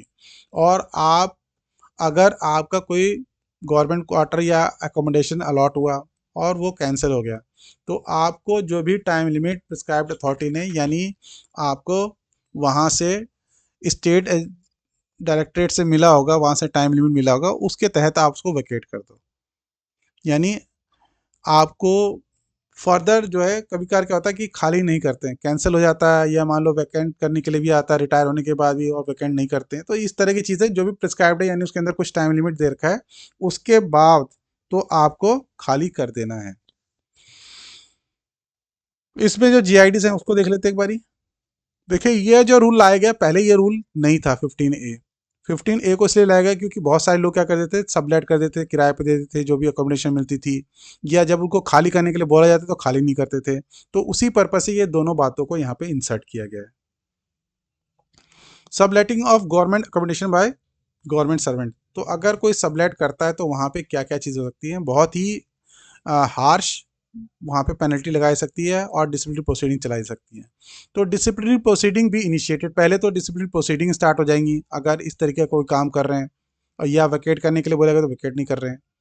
तो यहाँ पे बेसिकली ये सबलेटिंग की बात कर रहा है, यानी आपने अगर फर्दर किराए पे दे दिया, या लीज पे दे दिया, या किसी और तरीके से दे दिया, डिसिप्लिनरी प्रोसीडिंग स्टार्ट हो जाएगी। Who sublet their accommodation allotted to them by government, the findings of directorate of state regarding subletting shall be binding, तो जो भी फाइंडिंग्स होगी डायरेक्टरेट ऑफ स्टेट की, वो बाइंडिंग होगी।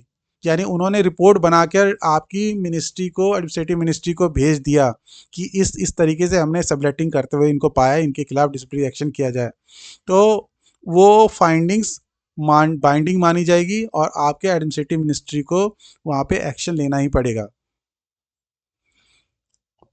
The subletting of government accommodation by government servant for pecuniary gain is grave misconduct, और इस तरह के काम को ग्रेव मिसकंडक्ट में डाला गया है और ये ऑब्लिगेटरी होगा डिसिप्लिनरी अथॉरिटी को इनिशिएट करने के लिए डिसिप्लिनरी प्रोसीडिंग। यानी एक तो ये ग्रेव मिसकंडक्ट माना जाएगा और डिसिप्लिनरी प्रोसीडिंग्स भी मेजर पेनल्टी के लिए इनिशिएट होगा रूल 14 के अंदर। तो ये ध्यान में रखना है कि ये मेजर पेनल्टी का वायलेशन माना जाता है, ये मेजर पेनल्टी यहाँ पे लगेगी, ग्रेव मिसकंडक्ट है। और यहाँ पे सस्पेंशन में भी रख सकता है क्योंकि ये ग्रेव मिसकंडक्ट है, तो जो कॉम्पिटेंट अथॉरिटी है आपको, यानी आपने जिसने भी वायलेशन किया है उसको सस्पेंड भी कर सकती है। Subletting of general pool residential accommodation and garage and misuse of garage by allottee. तो गैरेज, या पहले तो अभी हमने सबलेटिंग मानी मेन पार्ट है उसको सबलेट कर दिया, किराए पे लगा दिया, उसको कर दिया, या गैरेज को भी कर दिया, या और भी कोई चीज़ें सर्वेंट क्वार्टर होता है उनको सबलेट कर दिया। तो ये इन सब चीज़ों में भी जो है बहुत बुरी तरह से ये आपको मना कर रखा है और ये ग्रेव मिसकंडक्ट की कैटेगरी में ही आएगा। तो no officer shall share residence allotted to him और any outhouses. Outhouses मतलब जो बाहर आपके क्वार्टर के बाहर हाउसेज बने, जैसे गैरेज हो गया, घोड़ों का पहले इस्तेमाल भी होता था तो वो भी होगा। तो इस तरह की कोई भी चीज़ें जो है वो अपने फैमिली मेम्बर्स और अपने इमीडिएट रिलेशन को छोड़कर, ठीक है, फैमिली मेम्बर्स तो पता ही है कि जो डेफिनेशन यहाँ पे कंडक्ट में डिफाइन कर रखी है, हस्बैंड वाइफ बच्चे स्टेप डॉटर स्टेप सन, वो तो है। इमीडिएट रिलेशन यानी आपके जैसे ब्रदर इन लॉ हो गया और इस तरह की चीज़ें हो गई, तो उनको आप अलाउ कर सकते हैं, बाकियों को नहीं कर सकते। Such outhouses garage stable a servant quarter shall use only for bona fide purpose.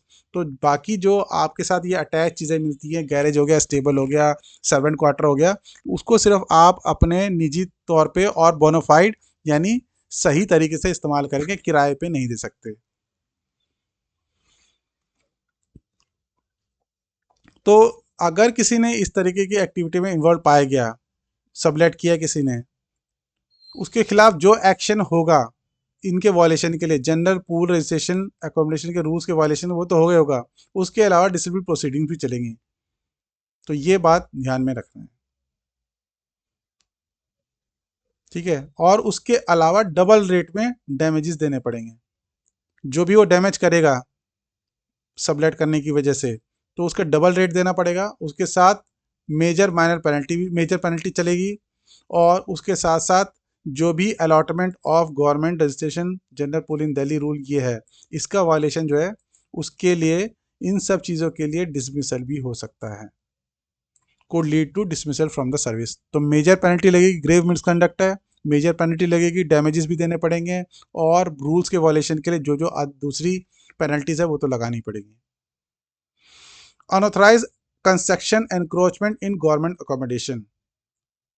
तो ऊपर हमने बात कर ली सबसे पहले सबलेटिंग की, कि आप मेन पार्ट किसी को दे रहे हो, सबलेट कर दिया, या पूरे तरीके से कर दिया, या आपने जो भी सर्वेंट क्वार्टर वगैरह मिला है उसका मिसयूज कर रहे हो या उसको सबलेट कर रहे हो, या आप बता रहे कि अगर आपने अनऑथराइज कंस्ट्रक्शन कर दिया गवर्नमेंट क्वार्टर के अंदर, तो उस केस में क्या होगा, तो आपका अलॉटमेंट जो है वो एक तो कैंसिल हो सकता है।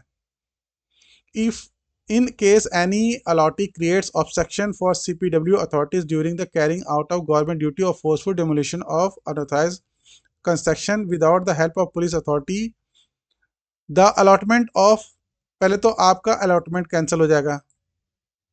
एविक्शन प्रोसीडिंग्स, आपको खाली कराने के लिए जो प्रोसीडिंग्स है वो भी इनिशिएट हो जाएंगी। फर्दर एक चीज़ और भी बता रखा है कि कई लोग क्या करते हैं, बाहर से पॉलिटिकल प्रेशर या किसी भी तरीके से प्रेशर किसी इन्फ्लुएंशियल पर्सन का डलवाना चाहते हैं, तो ये भी प्रोहिबिटेड है। और हमने कंडक्ट रूल में ये भी पढ़ा है कि अगर बाहर किसी भी तरीके का हम इन्फ्लुएंस किसी पर्सन का लाते हैं तो वो भी प्रोहिबिटेड है। वो रूल आगे भी पढ़ेंगे हम, आगे भी आएगा। तो इसलिए ये सब बातें जो है सारी जो है नॉट अलाउड है और आपको ये सब चीज़ों को नहीं करना है। अब आप रूल 16 देख लेते हैं। रूल 16 क्या कहता है, इन्वेस्टमेंट लैंडिंग एंड बोरोइंग। तो इन्वेस्ट करने के लिए, लैंड करने के लिए आप कहीं पैसा इन्वेस्ट करते हैं, शेयर मार्केट हो गया, वहाँ पे क्या रिस्ट्रिक्शंस हैं। लैंडिंग, किसी को पैसा आप लैंड करना चाहते हैं, उधार देना चाहते हैं या किसी से उधार लेना चाहते हैं, तो क्या क्या रिस्ट्रिक्शन है, कहाँ पे क्या क्या परमिशन लेनी पड़ेगी, उसके बारे में हम डिस्कस कर लेते हैं। No government servant shall speculate in any stock share और अदर इन्वेस्टमेंट। तो शेयर मार्केट में हो या किसी दूसरे तरह के स्टेटमेंट, उसमें स्पेकुलेशन यानी आप क्या करते हैं, किस तरह का जुआ टाइप का करते हैं। यानी वहां पे आप क्या कर रहे हैं, स्पेकुलेशन बेसिकली क्या होता है कि प्योर गैम्बल होता है, जैसे लॉटरी होती है कि निकली नहीं निकली कुछ पता नहीं। तो इस तरह के स्पेकुलेशन जो है आपको नहीं करने हैं। स्टॉक मार्केट में आप नहीं लगाएंगे, लेकिन वहां पे आपको एक कुछ स्कोप भी दे रखा है। स्कोप क्या दे रखा है, nothing in this sub rule shall apply to occasional investment. अगर आप शेयर मार्केट या शेयर में या किसी दूसरे तरीके के इन्वेस्टमेंट में ओकेजनल कभी कभार करते हैं तो वो अलाउड है। मेड थ्रू स्टॉक ब्रोकर, और ये आप किससे के थ्रू कर रहे हो, स्टॉक ब्रोकर के थ्रू कर रहे हो। यानी जो ऐसे पर्सन जिनको लाइसेंस मिला हुआ है, जिनको प्रॉपर तरीके से अलाउ किया गया है। अदर पर्सन ड्यूली ऑथराइज, ये दूसरे तरह के पर्सन जो पूरी तरह से ऑथराइज है, लाइसेंस, उनको लाइसेंस मिला हुआ है। Who have obtained A certificate of registration under the relevant law. तो लॉ के तहत उनको प्रॉपर तरीके से सर्टिफिकेट मिला हुआ है, रजिस्ट्रेशन मिला हुआ है। तो वहाँ पे आप अगर इन्वेस्टमेंट करते हैं किसी शेयर में या किसी स्टॉक मार्केट में, तो आपको वो अलाउड है। Frequent purchase of sale of both share securities और अदर इन्वेस्टमेंट, अगर आप फ्रीक्वेंटली बार बार खरीदते बेचते हैं, शेयर हो, सिक्योरिटीज हो, या कोई दूसरी तरह की इन्वेस्टमेंट भी बार बार आप कर रहे हैं, निकाल रहे हैं, तो वो सारा स्पेकुलेशन माना जाएगा। यानी वो एक तरीके से पूरी तरह से जुआ माना जाएगा, या कह सकते हैं कि पूरी तरह से उसके अंदर आप फाइनेंशियल बेनिफिट के लिए कर रहे हो, इन्वेस्टमेंट नहीं मानी जाएगी। ठीक है, तो ये इस तरह के जो स्पेकुलेशंस हैं, मानते हुए आपको ये चीज़ें फिर मना हो जाएंगी। तो इसलिए अगर आप ओकेजनल कर रहे हो तो चलेगा। No government servant shall make और permit any member of his family और any person acting on his behalf to make any investment और which is likely to embarrass और influence him in discharge of his official duty. तो कोई भी government servant ना तो खुद करेगा, ना ही अपने किसी फैमिली मेंबर को या कोई दूसरे मेंबर को अपने बिहाफ पे करने के लिए बोलेगा। क्या, ऐसा भी कोई भी इन्वेस्टमेंट जिससे उसका जो ऑफिशियल पोजीशन है, ऑफिशियल ड्यूटी है, उसको डिस्चार्ज करने में एम्बेरसमेंट हो। इसका क्या मतलब है, मान लो आप किसी से ऑफिशियली डीलिंग कर रहे हैं और आप खुद उसके किसी काम में इन्वेस्ट करने लग गए, तो फिर क्या होगा, कन्फ्लिक्ट ऑफ इंटरेस्ट आ जाएगा। या आपका कोई फैमिली मेंबर वहाँ पे इन्वेस्ट करता है उस कंपनी का जिसके साथ आपकी ऑफिशियल डीलिंग है, तो कहीं ना कहीं उसके अंदर बाइस्ड और इन्फ्लुएंस आ जाएगा, और आपको जो ऑफिशियल ड्यूटी ट्रांसपेरेंट होके फेयर होके करनी है वो आप नहीं कर पाएंगे। तो इसलिए इस तरह की किसी भी चीज़ के लिए मना कर ये प्रोहिबिटेड है। फॉर दिस पर्पस, इस पर्पस के लिए, any purchase of share out of quotas reserve for director of companies और देयर फ्रेंड्स और associates shall be deem to be an investment. अगर आप ऐसे कोटा है, यानी जो डायरेक्टर्स होते हैं कंपनी के, उनके पास कुछ कोटा होता है, उनके पास शेयर्स होते हैं कंपनी के, तो उस शेयर में से अगर आप कुछ शेयर परचेज कर रहे हो, ठीक है, या डायरेक्टर के फ्रेंड है उनके पास कंपनी के शेयर है, उसके एसोसिएट है, उनके पास कोई है, और वहाँ से आप शेयर परचेज करते हो, तो वो एक इन्वेस्टमेंट मानी जाएगी जिससे आप गवर्नमेंट सर्वेंट होकर एम्बेरस कर सकते हैं अपनी पोजीशन को। ठीक है, तो यानी डायरेक्टर, जो कंपनी का डायरेक्टर है उसका शेयर्स हैं, या उसके किसी फ्रेंड के पास या किसी एसोसिएट के पास कोई शेयर्स हैं, तो उससे आप परचेज नहीं कर सकते, वो एक एम्बेरसमेंट मानी जाएगी इस सब रूल के लिए। No government servant shall who is involved in the decision making process of fixation of price of initial public offering of shares of central public sector enterprise। तो जो CPSC हैं, सेंट्रल पब्लिक सेक्टर, ये हैं, इनके अगर IPO वगैरह आते हैं, इनिशियल पब्लिक ऑफरिंग आती है, और या कभी क्या होता है कि पब्लिक ऑफरिंग आने के बाद फिर दोबारा से ऑफरिंग आती है, तो या फॉलो अप पब्लिक ऑफरिंग है, PIO है शेयर्स का इन कंपनीज के, उनमें आप इन्वॉल्व है खुद डिसीजन मेकिंग में। यानी आप खुद कहीं ना कहीं जिस सेक्शन में ये काम डील होता है आप वो देख रहे हैं, तो आप उस तरह के शेयर्स को नहीं ले पाएंगे। यानी कहने का मतलब है कि अगर शेयर के प्राइस के फिक्सेशन में आप खुद इन्वॉल्व हैं, तो आप फिर आपको तो आइडिया रहेगा ही कि ये शेयर खरीदना चाहिए नहीं खरीदना चाहिए, क्या निटी ग्रिटीज़ हैं, तो वो एक तरह की इनसाइडर ट्रेडिंग हो जाएगी। इनसाइडर ट्रेडिंग क्या होता है कि आपको इंटरनल इन्फॉर्मेशन पता है और उसकी वजह से आप बेनिफिट ले रहे हो। तो ये लेना जो है वो सेबी के एक्ट के अंदर भी प्रोहिबिटेड है और ये भी अपने आप के अंदर क्या है, एक प्रोहिबिटेड एक्टिविटी मानी जाती है। तो इसलिए ये भी काम आप नहीं कर सकते, ये प्रोहिबिटेड है। तो आप वहाँ पे क्या करेंगे, नहीं अप्लाई करेंगे फिर उन आईपीओस के लिए जहाँ पे आप खुद इन्वॉल्व है डिसीजन मेकिंग में।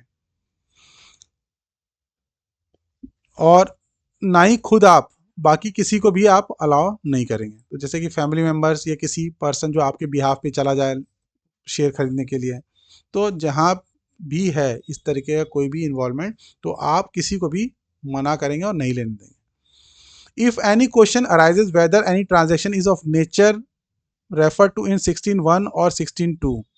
16(1) आपका शेयर मार्केट से रिलेटेड है कि उसके अंदर आप पैसा जो है वो ओकेजनली कर सकते हैं, आप फ्रिक्वेंटली नहीं कर सकते। और 16(2) आपका है जहाँ पे भी आपकी ऐसा इन्वेस्टमेंट करते हैं या आपका फैमिली मेम्बर करता है या आपके बिहाफ पे कोई और करता है जिससे आपके ऑफिशियल पोजीशन जो है वो एम्बेरसमेंट हो सकती है उसको, तो वो चीज़ें मना होगी। तो ये इन दोनों ही केस के अंदर क्या होगा, जो गवर्नमेंट का डिसीजन है कि क्या ये ट्रांजैक्शन ऐसा था, कैसा ट्रांजैक्शन था। वन के लिए क्या जो ट्रांजैक्शन गवर्नमेंट सर्वेंट ने किया वो स्पेकुलेशन था या नहीं था, तो ये जब गवर्नमेंट डिसाइड करेगी तो वो डिसीजन फाइनल मान जाएगा। उसी तरीके से टू के अंदर आपकी इन्वेस्टमेंट क्या ऐसी इन्वेस्टमेंट थी जिससे आपके ऑफिशियल ड्यूटीज़ को एम्बेरसमेंट हो सकती है, उसके डिस्चार्ज में एक इन्फ्लुएंस हो सकता है, तो उस केस में गवर्नमेंट का डिसीजन जो है वो फाइनल माना जाएगा। यही आपके रूल जो है सब रूल 3 में बताया गया। No government servant shall, save in ordinary course of business with a bank or public limited company, either himself through family member या any other person acting on behalf, lend or borrow deposit as a principal or agent or with any person or firm of private company within the local limits of the authority or whom he is likely to have official dealing, otherwise place him under the pecuniary obligation of such person firm limited company. तो यहाँ पे fourth के अंदर फिर बताया उन्होंने कि कोई भी गवर्नमेंट सर्वेंट अपने ऑर्डिनरी कोर्स ऑफ बिजनेस में बैंक के साथ, यानी बैंक के साथ जैसे कोई सेविंग अकाउंट खुलवाया, कोई एफडी का अकाउंट खुलवाया, तो उन केस में अगर नॉर्मली वो बना रहा है, ठीक है, तो नॉर्मली उसके अंदर भी कुछ रेस्ट्रिक्शन है कि एफडी में इस लिमिट तक अगर आप ज़्यादा इस लिमिट से ज़्यादा कर रहे हो तो वहाँ पे परमिशन चाहिए, तो वो उनको छोड़ देते हैं नॉर्मल, यानी आपने एक नॉमिनल अमाउंट की एफडी करवाई, तो उस केस में तो आपको वहाँ पे अलाउड है, यानी सेव एज ऑर्डिनरी कोर्स। तो ऑर्डिनरी कोर्स आप में जब बैंक के पास जा रहे हैं या किसी पब्लिक लिमिटेड कंपनी के पास जा रहे हैं जो नॉर्मल कोर्स के लिए, नॉर्मल काम के लिए, तो वो अलाउड है। लेकिन अदरवाइज उसके अलावा आप ना खुद कर सकते हैं, ना किसी फैमिली मेम्बर को अलाउ कर सकते हैं, ना आपके बिहाफ पे कोई फैमिली मेम्बर पैसा दे सकता है, बोरो कर सकता है या पैसे डिपॉजिट कर सकता है। यानी बैंक और public limited company, public limited company आपकी जो प्राइवेट बैंक्स भी हैं वो उसमें भी वो इंक्लूड हो जाता है। दोनों को ही आप पैसा ना उससे ले पाएंगे ना दे पाएंगे जब वो आपका ऑर्डिनरी कोर्स ऑफ एक्शन ना हो, ठीक है। और दूसरी जो बात है वो क्या है कि वो पीएससी है आपका, यानी पब्लिक लिमिटेड कंपनी है या आपका बैंक है, दोनों अगर आपके लोकल लिमिट में है, लोकल लिमिट मतलब यानी आपके एरिया में पड़ते हैं, ठीक है, यही यहाँ पे लिखा है with in the local limits of his authority, आपका जो ऑफिस है उसके लोकल एरिया में पड़ते हैं और उससे आपकी ऑफिशियल डीलिंग पे इम्पैक्ट आ सकता है, उस पर इन्फ्लुएंस हो सकता है, तो उस केस में आप इस तरह की चीज़ें नहीं कर पाएंगे। ऑर्डिनरी कोर्स ऑफ बिजनेस को छोड़ दो बैंक के। Lend money to any person at interest और in any other manner whether by return of money और काइंड और चार्ज, आप किसी को पैसा इंटरेस्ट पे नहीं दे सकते किसी पर्सन को, जिसके एवज में यानी जिसके ब्याह पे आप क्या कर रहे हैं उसको कुछ इंटरेस्ट चार्ज कर रहे हैं या उससे कुछ भी काइंड में भी, काइंड मतलब कोई फ़ायदा भी ले रहे हैं, मतलब आपने पैसे उससे इंटरेस्ट नहीं लिया लेकिन उससे अपना कोई काम करा लिया, तो इस तरह की चीज़ें भी अलाउड नहीं है। यानी पैसा उधार देना किसी प्राइवेट पर्सन को, किसी पर्सन को भी अलाउड नहीं है अगर उसको आप कुछ चार्ज कर रहे हैं, कुछ इंटरेस्ट चार्ज कर रहे हैं या किस तरह से काइंड में भी उससे कुछ चार्ज कर रहे हैं। Provided that a person A government servant में गिव और एक्सेप्ट, हाँ लेकिन अगर आपका कोई रिलेटिव है, कोई आपका पर्सनल फ्रेंड है, तो उससे प्योरली टेम्पररी लोन, कोई छोटा मोटा लोन स्मॉल अमाउंट का, फ्री फ्रॉम इंटरेस्ट। तो पूरी तरह से टेम्पररी लोन होना चाहिए, छोटे अमाउंट का होना चाहिए, उसके अंदर कोई इंटरेस्ट नहीं इन्वॉल्व होना चाहिए, और operate a credit account with a bona fide tradesman. और अगर कोई व्यापारी है उसके साथ आप कोई क्रेडिट अकाउंट ऑपरेट करना चाहते हैं तो वो कर सकते हैं, लेकिन ये सब सारी चीज़ें क्या है, बोनाफाइड ट्रेडमैन के साथ होना चाहिए। और मेक एन एडवांस ऑफ पे टू हिज प्राइवेट एम्प्लॉय।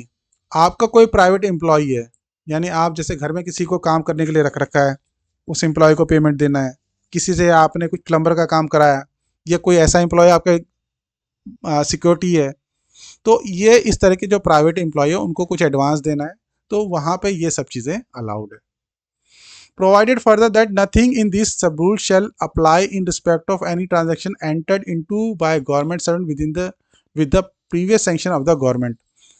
देखिए ये सारी चीज़ें तो मना है, वो ठीक है, लेकिन कह रहा है कि इस सब रूल के अंदर, इस सब रूल का मतलब ये आपका 4 के अंदर, जहाँ पे बैंक के साथ आपका ट्रांजैक्शन हो रहा है या किसी पब्लिक लिमिटेड कंपनी के साथ आपका ट्रांजैक्शन हो रहा है, वहाँ पे आप लैंड बोरो करना चाहते हैं ऑर्डनरी कोर्स ऑफ एक्शन को छोड़कर, यानी जनरल जो आप आम लाइफ में सेविंग अकाउंट खोलते हैं, इस तरह की जो एफडी कराते हैं छोटी मोटी, उनको छोड़कर अगर आप कोई बड़ा ट्रांजैक्शन करना चाहते हैं तो वो भी आप कर सकते हैं, लेकिन आपको प्रीवियस सैंक्शन लेनी पड़ेगी गवर्नमेंट की।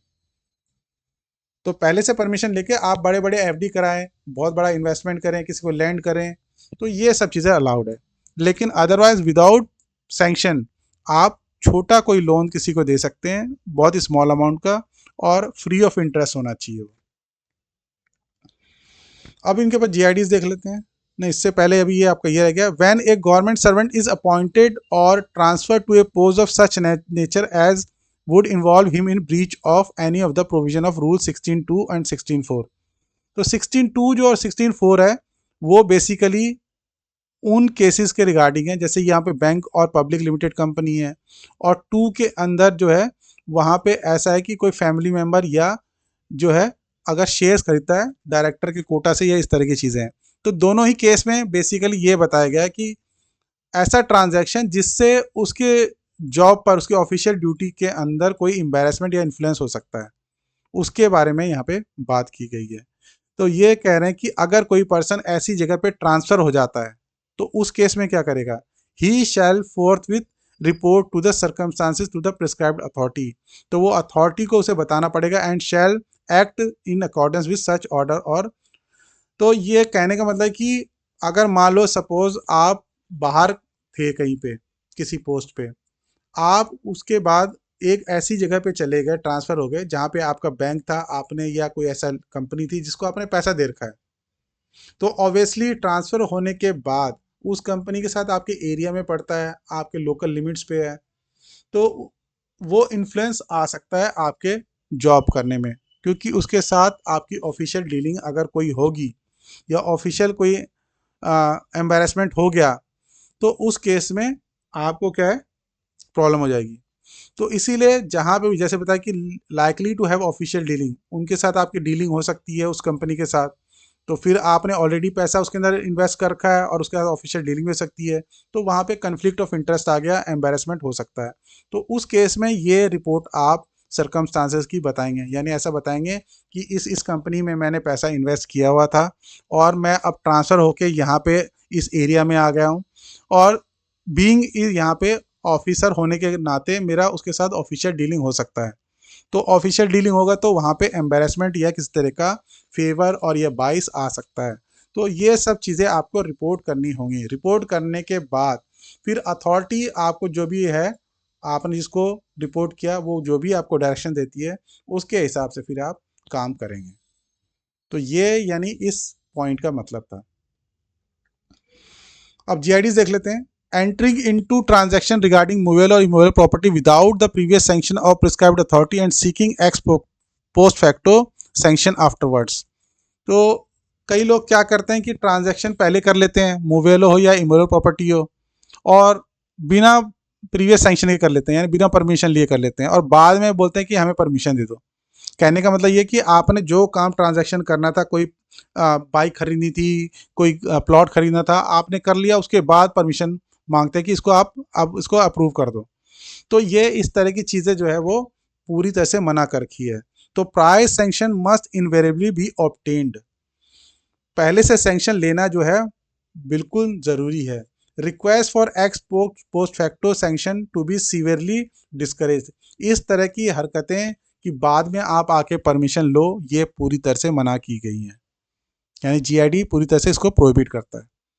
Clarification regarding lending and borrowing of money by government servant. जब गवर्नमेंट और सर्वेंट जो है पैसा उधार लेगा या देगा तो किन बातों का ध्यान रखना है वो बताया गया है। In case of officer who do not have a definite territorial jurisdiction, the term of person within the local limits of authority would mean the person with whom the officer has been official dealing. ऊपर ये एक term आया था with in the local limits, उसके बारे में यहाँ पे बता रहे हैं कि विद इन लोकल लिमिट्स का मतलब क्या होगा। यानी लोकल लिमिट्स जब डिफाइंड ना हो, जैसे आपका एरिया अगर डिफाइंड है, जिस एरिया में आपका ऑफिस है या आप ऑफिशियल काम कर रहे हैं, वो एरिया अगर डिफाइंड है तब तो कोई दिक्कत होगी नहीं। टेरिटोरियल जुरिडिक्शन उसी को कहते हैं, यानी एरिया आपका डिफाइंड है। लेकिन जब एरिया डिफाइंड ना हो, तो बोला है कि एरिया जब डिफाइंड ना हो तो उस केस में जिस भी पर्सन के साथ आपकी ऑफिशियल डीलिंग हो रही है वो आपके लोकल लिमिट में माना जाएगा, चाहे वो पर्सन उस एरिया में रहता है या नहीं रहता है, जिस एरिया से भी आके, तो जिससे भी ऑफिशियल डीलिंग आपकी हो रही है वो पर्सन माना जाएगा कि आपके लोकल लिमिट्स में आता है। It is not possible to define the small amount. जैसे कि बोला था कि फ्रेंड्स और फैमिली के लिए स्मॉल अमाउंट का इंटरेस्ट फ्री लोन उसको दे सकते हैं। तो ये स्मॉल अमाउंट क्या होता है?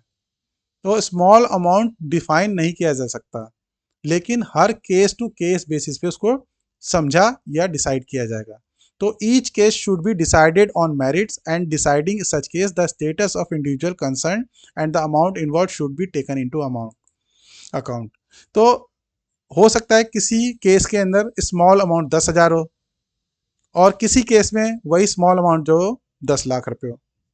तो ये दोनों ही जो चीज़ें हैं वो केस टू केस बेसिस पे जो भी कॉम्पिटेंट अथॉरिटी है वो देखेगी और अपने व्यू के अकॉर्डिंग, डिस्कशन के अकॉर्डिंग उसे देखना पड़ेगा। Purely temporary loan of small amount free of interest can be taken by government servant from personal friend relative even if they reside within the local limit of his authority. तो कोई आपका personal friend या relative है, आप जहाँ पे job करते हैं उसके लोकल लिमिट्स में ही वो रहता है, वो तब भी आप उसको वो प्योरली टेम्पररी लोन दे सकते हैं जो कि इंटरेस्ट फ्री है और बिना किसी चार्ज के है। और उस केस में आपको गवर्नमेंट की परमिशन भी नहीं लेनी। तो ये भी बताया कि no sanction of the government will be necessary in such case however if the amount is large. लेकिन जब अमाउंट लार्ज होगा, तो ये purely temporary loan small amount का था, लेकिन अमाउंट अगर लार्ज हो जाता है तो प्रीवियस सैंक्शन उस केस में आपको लेनी पड़ेगी। नेक्स्ट है senior officers approaching their subordinates for standing surety for loan taken from private sources either by them or by their relatives or friends advise not to approach subordinate for standing surety for the loans। कई कई senior officer अपने subordinate के पास surety लेने के लिए चले जाते हैं कि हमारा ये लोन हम ले रहे हैं, या उनका कोई फ्रेंड ले रहा है या कोई फैमिली मेम्बर ले रहा है और इसकी श्योरिटी अपने सबऑर्डिनेट से दिलाना चाहते हैं। तो इस तरह की चीज़ें जो है वो मना कर रखी हैं। Advise not to approach subordinates, तो सबऑर्डिनेट के पास अप्रोच नहीं करना है, क्योंकि इससे ये इंप्रेशन पड़ता है कि उसके ऊपर एक ऑफिशियल प्रेशर पड़ रहा है उस सबऑर्डिनेट के ऊपर। तो इस वजह से इन तरह की चीज़ों को मना कर रखा है। Whether the provision of rule 16(4) conduct will be attracted to fix deposit with companies and banks. तो हमने ऊपर ही बात की थी कि जो ऑर्डनरी कोर्स है, ऑर्डनरी कोर्स मतलब कि छोटा मोटा कोई सेविंग अकाउंट है या कोई आप छोटी मोटी एफडी करा रहे हैं तो उसमें तो कोई इशू नहीं है। लेकिन बाकी केसेस में क्या? तो fix deposit with public limited companies whether in private sector और public sector will be covered by saving clause in 16(4). तो 16(4) में जो सेविंग क्लॉज था जो बताया कि ऑर्डनरी कोर्स के अंदर, तो ये आपका सेविंग क्लॉज ये था, save in ordinary course of business. यानी जब आप बैंक के साथ ऑर्डनरी कोई सेविंग अकाउंट खोल रहे हैं, कोई नॉर्मल एफडी करा रहे हैं, उन केस को, इसको सेविंग क्लॉज कहते हैं। यानी जिस चीज़ को छोड़ रखा है आपको बोल रखा है ये चीज़ परमिटेड है। तो 4 के अंदर जो सेविंग क्लॉज है उसके तहत आप एफडी और बाकी जो कोर्स ऑफ एक्शन है वो कर सकते हैं। लेकिन बड़े जो अमाउंट है उसके लिए क्या, where the amount of deposit with a public company limited company exceed the monetary limit, लेकिन जहां पे वो 2 मंथ्स की बेसिक सैलरी से ज़्यादा हो रहे हैं, ये रूल 18(3) के अंदर दे रखा है कि कोई ऐसा ट्रांजैक्शन वो मूवेबल प्रॉपर्टी में हो या इमूवेबल प्रॉपर्टी में हो, अगर 2 महीने की बेसिक सैलरी से ज़्यादा है तो उस केस में आपको परमिशन लेनी पड़ेगी। ठीक है, तो यहाँ पे 18(3) में क्या बोला गया कि within 1 month date of such transaction report करना पड़ेगा आपको।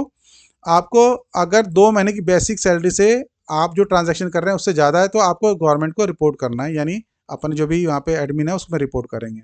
If the value of such property exceed 2 months, 2 महीने की बेसिक सैलरी से ज़्यादा है तो ये 18(3) जो है आपका रूल 18 मूवेबल इमूवेबल प्रॉपर्टी है, उसके अंदर ही बताया गया है कि अगर आप कोई ट्रांजैक्शन करते हैं मूवेबल प्रॉपर्टी के अंदर अपने नाम पे या किसी अपने फैमिली मेंबर के नाम पे, तो 1 महीने के अंदर आपको रिपोर्ट करना है अगर वो ट्रांजैक्शन 2 महीने की बेसिक सैलरी से ज़्यादा का अमाउंट का है तो।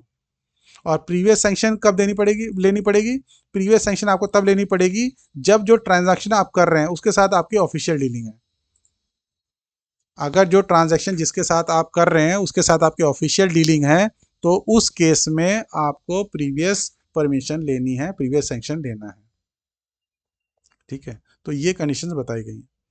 Deposit with private limited companies and firm are in nature of loans, तो जब आप किसी प्राइवेट लिमिटेड कंपनी को कुछ पैसा वहाँ पे डिपॉजिट करते हैं तो वो लोन की तरह ही है, और लोन की तरह है तो उसको आप लोन की तरह ही रेगुलेट करेंगे, जैसा कि 16(4) के अंदर बताया गया था कि बैंक को या किसी प्राइवेट लिमिटेड कंपनी को उसके साथ आप इस तरह की एक्टिविटी नहीं कर सकते।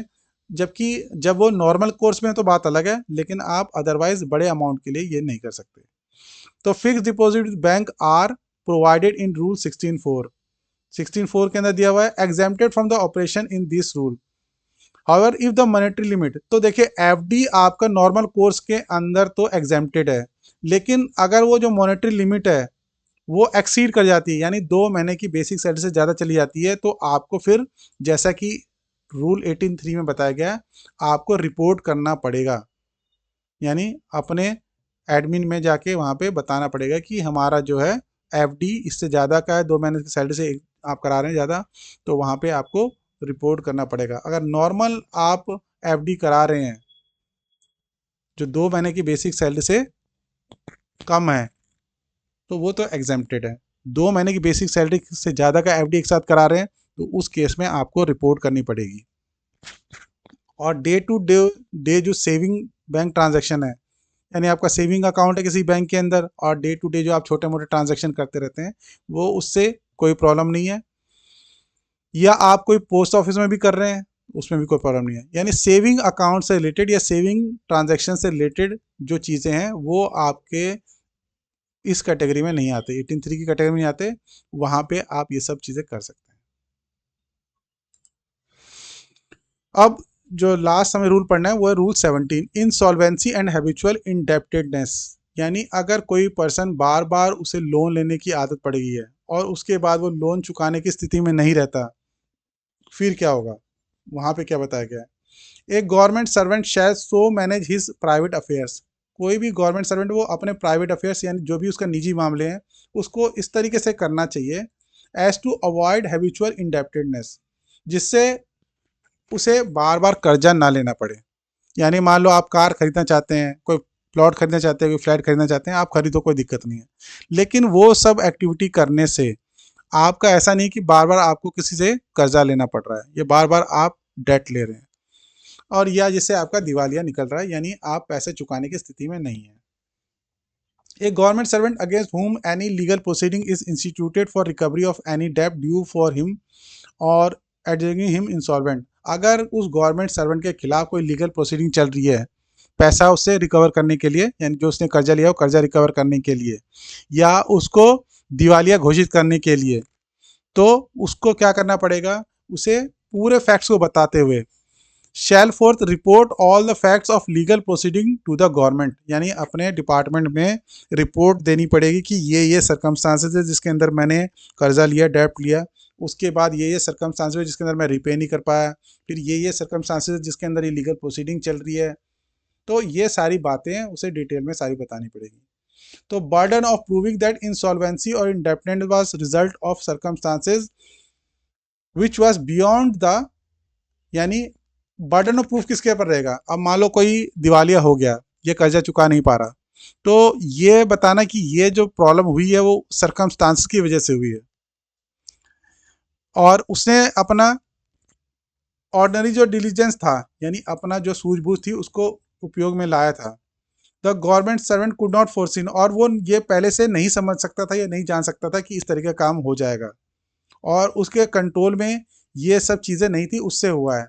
ये सब उसे खुद प्रूफ करना पड़ेगा कि उसने कोई फिजूल का खर्चा नहीं किया, उसकी कोई इस तरह की खर्चीली हैबिट नहीं थी फालतू की, और ये सारी चीज़ें जो बर्डन ऑफ प्रूफ है उसके जिम्मे आएगा। यानी जब उसने रिपोर्ट किया और ये बात उठती है कि आपने ऐसी एक्टिविटीज़ क्यों की जिसकी वजह से आप दिवालिया हो गए या आप ये चुका नहीं पा रहे हो, तो उसे प्रूव करना पड़ेगा कि ये कुछ ऐसी प्रॉब्लम आ गई जो मेरे कंट्रोल के बियॉन्ड थी और मैंने पूरी तरह से देखभाल के सोच समझ के ये पैसा खर्च किया। यानी जैसे कि मान लो सपोज कोई पर्सन ने कर्जा लिया होगा लेकिन कोई उसके घर में बीमार हो गया और वो बीमारी की वजह से बहुत सारा पैसा उसमें लग गया और फिर इसलिए वो चुका नहीं पा रहा, तो वहाँ पे वो जस्टिफाई कर पाएगा। लेकिन अदरवाइज उसकी हरकतें ऐसी थी जहाँ पे उसने फालतू का पैसा लिया, फालतू उड़ा दिया, तो वहाँ पे वो प्रूफ नहीं कर पाएगा और फिर वॉयलेशन के लिए फिर उसे सीसीए रूल के तहत डिसिप्लिनरी प्रोसीडिंग्स को देखना पड़ेगा। Submission of report in matter relating to habitual indebtedness and borrowing, तो जब किसी की हैबिचुअल इंडेप्टनेस हो जाती है, बार बार उसे लेने की आदत पड़ जाती है कि कर्जा और क्या किसी से बोरो करना या किसी से पैसा उधार लेना, तो उस केस में रिपोर्ट करना पड़ेगा। Such report should be submitted by the government servant to his immediate superior, तो जो बार बार लोन ले रहा है, कोई पैसा उधार ले रहा है, उसको अपने इमीडिएट सुपीरियर को इस तरह की एक रिपोर्ट बतानी पड़ेगी, ये चीज़ें सर्कमस्टेंस जिसके अंदर मैं पैसा उधार ले रहा हूँ। Who would forward it to the normal channel to competent authority to remove or dismiss him from the service, वो आगे क्या करेगा, कॉम्पिटेंट अथॉरिटी को भेज देगा और वो कॉम्पिटेंट अथॉरिटी या तो उसे रिमूव कर सकती है सर्विस से या उसको डिसमिस भी कर सकती है। If any penalty to be impose on government servant the procedure, और उसके ऊपर सीसीए रूल लगेगा। कोई भी पेनल्टी अगर गवर्नमेंट सर्वेंट के ऊपर लगाना चाह रहे हैं इसके वॉल्यूशन के लिए, रूल 17 के वॉल्यूशन के लिए, तो उसे सीसीए रूल के तहत प्रोसीडिंग्स चलानी पड़ेगी। Cases where salary of a government service consistently being attached और डेप्ट और has been continuously under attachment for more than 2 years, अगर किसी की जो सैलरी है, जब किसी को पैसा चुकाना होता है और वो चुका नहीं पा रहा है, तो ऑफिस में कई बार सम्मन आ जाता है, नोटिस आ जाता है और ये बोला जाता है कि गवर्नमेंट सर्वेंट के सैलरी से पैसा हमें या पेमेंट की जाए, तो इसे अटैचमेंट कहते हैं। तो जब गवर्नमेंट सर्वेंट की सैलरी अटैच हो गई और 2 साल से ज़्यादा के लिए हो गई, और या attach for a sum which is ordinary circumstances it would require more than 2 years to repay, या इतने पैसे की रिकवरी उसके सैलरी से हो रही है कि 2 साल लगेंगे उसको पूरी तरह से चुकता करने में, तो उस केस में constitute such a state of indebtedness to render undesirable that the debtor should be retained in public service, तो उस केस में ये माना जाएगा ये जो स्टेट ऑफ अफेयर्स है, यानी ये जो तरीका है उसका, वो अनडिजायरेबल है और उस डेप्टर को, उस कर्जदार को, उस गवर्नमेंट सर्वेंट को पब्लिक सर्विस में रखना सही नहीं है। तो इसका मतलब ये कि उसको सर्विस से निकाल दिया जाएगा या निकाला जा सकता है। तो ये हमारे रूल 17 तक थे जीआईडीज के साथ, और अब हम बात कर लेते हैं आंसर की कि लास्ट जो क्वेश्चन थे उसके अंदर क्या आंसर की थे। 43 क्वेश्चन का आपका ए था, 44 का सी, 45 का सी, 46 का सी, 47 का आंसर ए, 48 का आंसर ए, 49 का आंसर बी, 50 का डी, 51 का डी, 52 का ए। तो ये हमने लास्ट जो आपको सेशन में क्वेश्चन बताए थे उसके ये आंसर्स हैं इस तरीके से। चलिए अब क्वेश्चन देते हैं आपको जो आप सॉल्व कर सकते हैं। तो पहला क्वेश्चन है, एक गवर्नमेंट सर्वेंट, ये रूल 15 में से है, इसमें से पिछले जो 7 पेपर हैं, उसके अंदर आपके 4 क्वेश्चन आए हुए हैं। तो एक पहला क्वेश्चन क्या है, the government servant, a government servant may without previous sanction of government undertake honorary work of a social और charitable nature, undertake occasional work of literary artistic और scientific character, participate in sport activities and amateur. तो इसमें से जो भी correct है उसको select करके आपको यहाँ पे टिक करना है। Which of the following statement regarding the CCS Conduct Rule 1964 is are correct? A government servant cannot be permitted to enroll himself as an advocate. In rare case, a government servant may be given permission by competent authority to accept part-time employment after office hour. A government servant may join a socio-charitable organization for charitable work without prior sanction of the government after satisfying himself that its activity and objectives are not likely to attract any action under provision of the CCS Conduct Rule. A government servant cannot enter into negotiation for commercial employment without prior permission.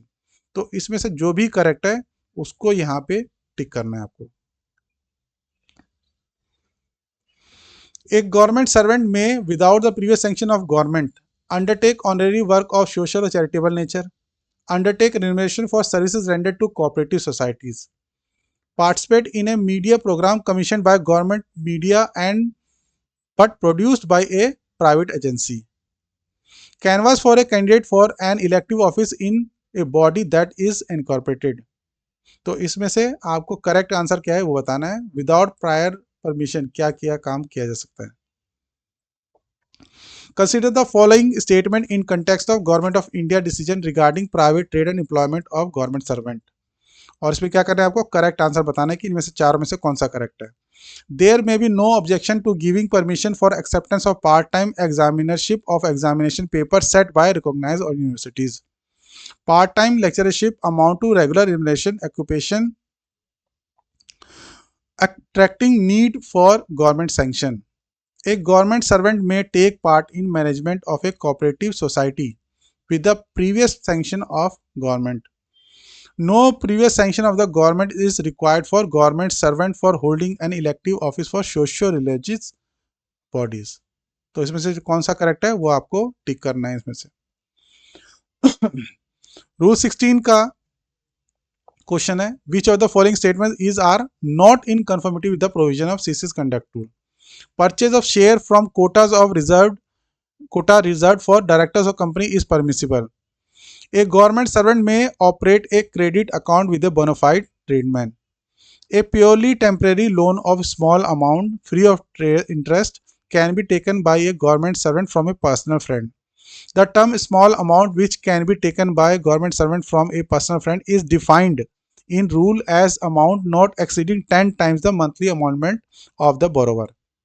तो select the correct answer, कौन कौन से इसमें से जो है correct answer है ऊपर में से ये आपको बताना है, यहाँ पे टिक करना है। A senior government servant approaches his subordinate for standing surety for a loan for by his relative from a private sector bank in term of provision of CCS conduct rule. Which of the following statement is correct? तो surety के regarding कौन सा इसमें से statement correct है बताना है। There is no problem in the subordinate standing for surety. The senior government servant should be advised not to approach his subordinate for standing surety in such a case. The senior government servant should keep his higher officer informed while obtaining surety from from his subordinate. A senior government servant should obtain prior approval from the next higher authority before obtaining surety from his subordinate. तो ये इनमें से कौन सा correct है वो आपको बताना है।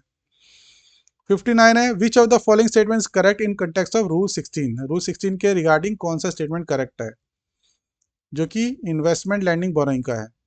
He she may lend money to any person at interest. He she may give or accept from a relative or friend a purely temporary loan of small amount free of interest. He she may speculate, indulge in frequent sale purchase of stock and shares.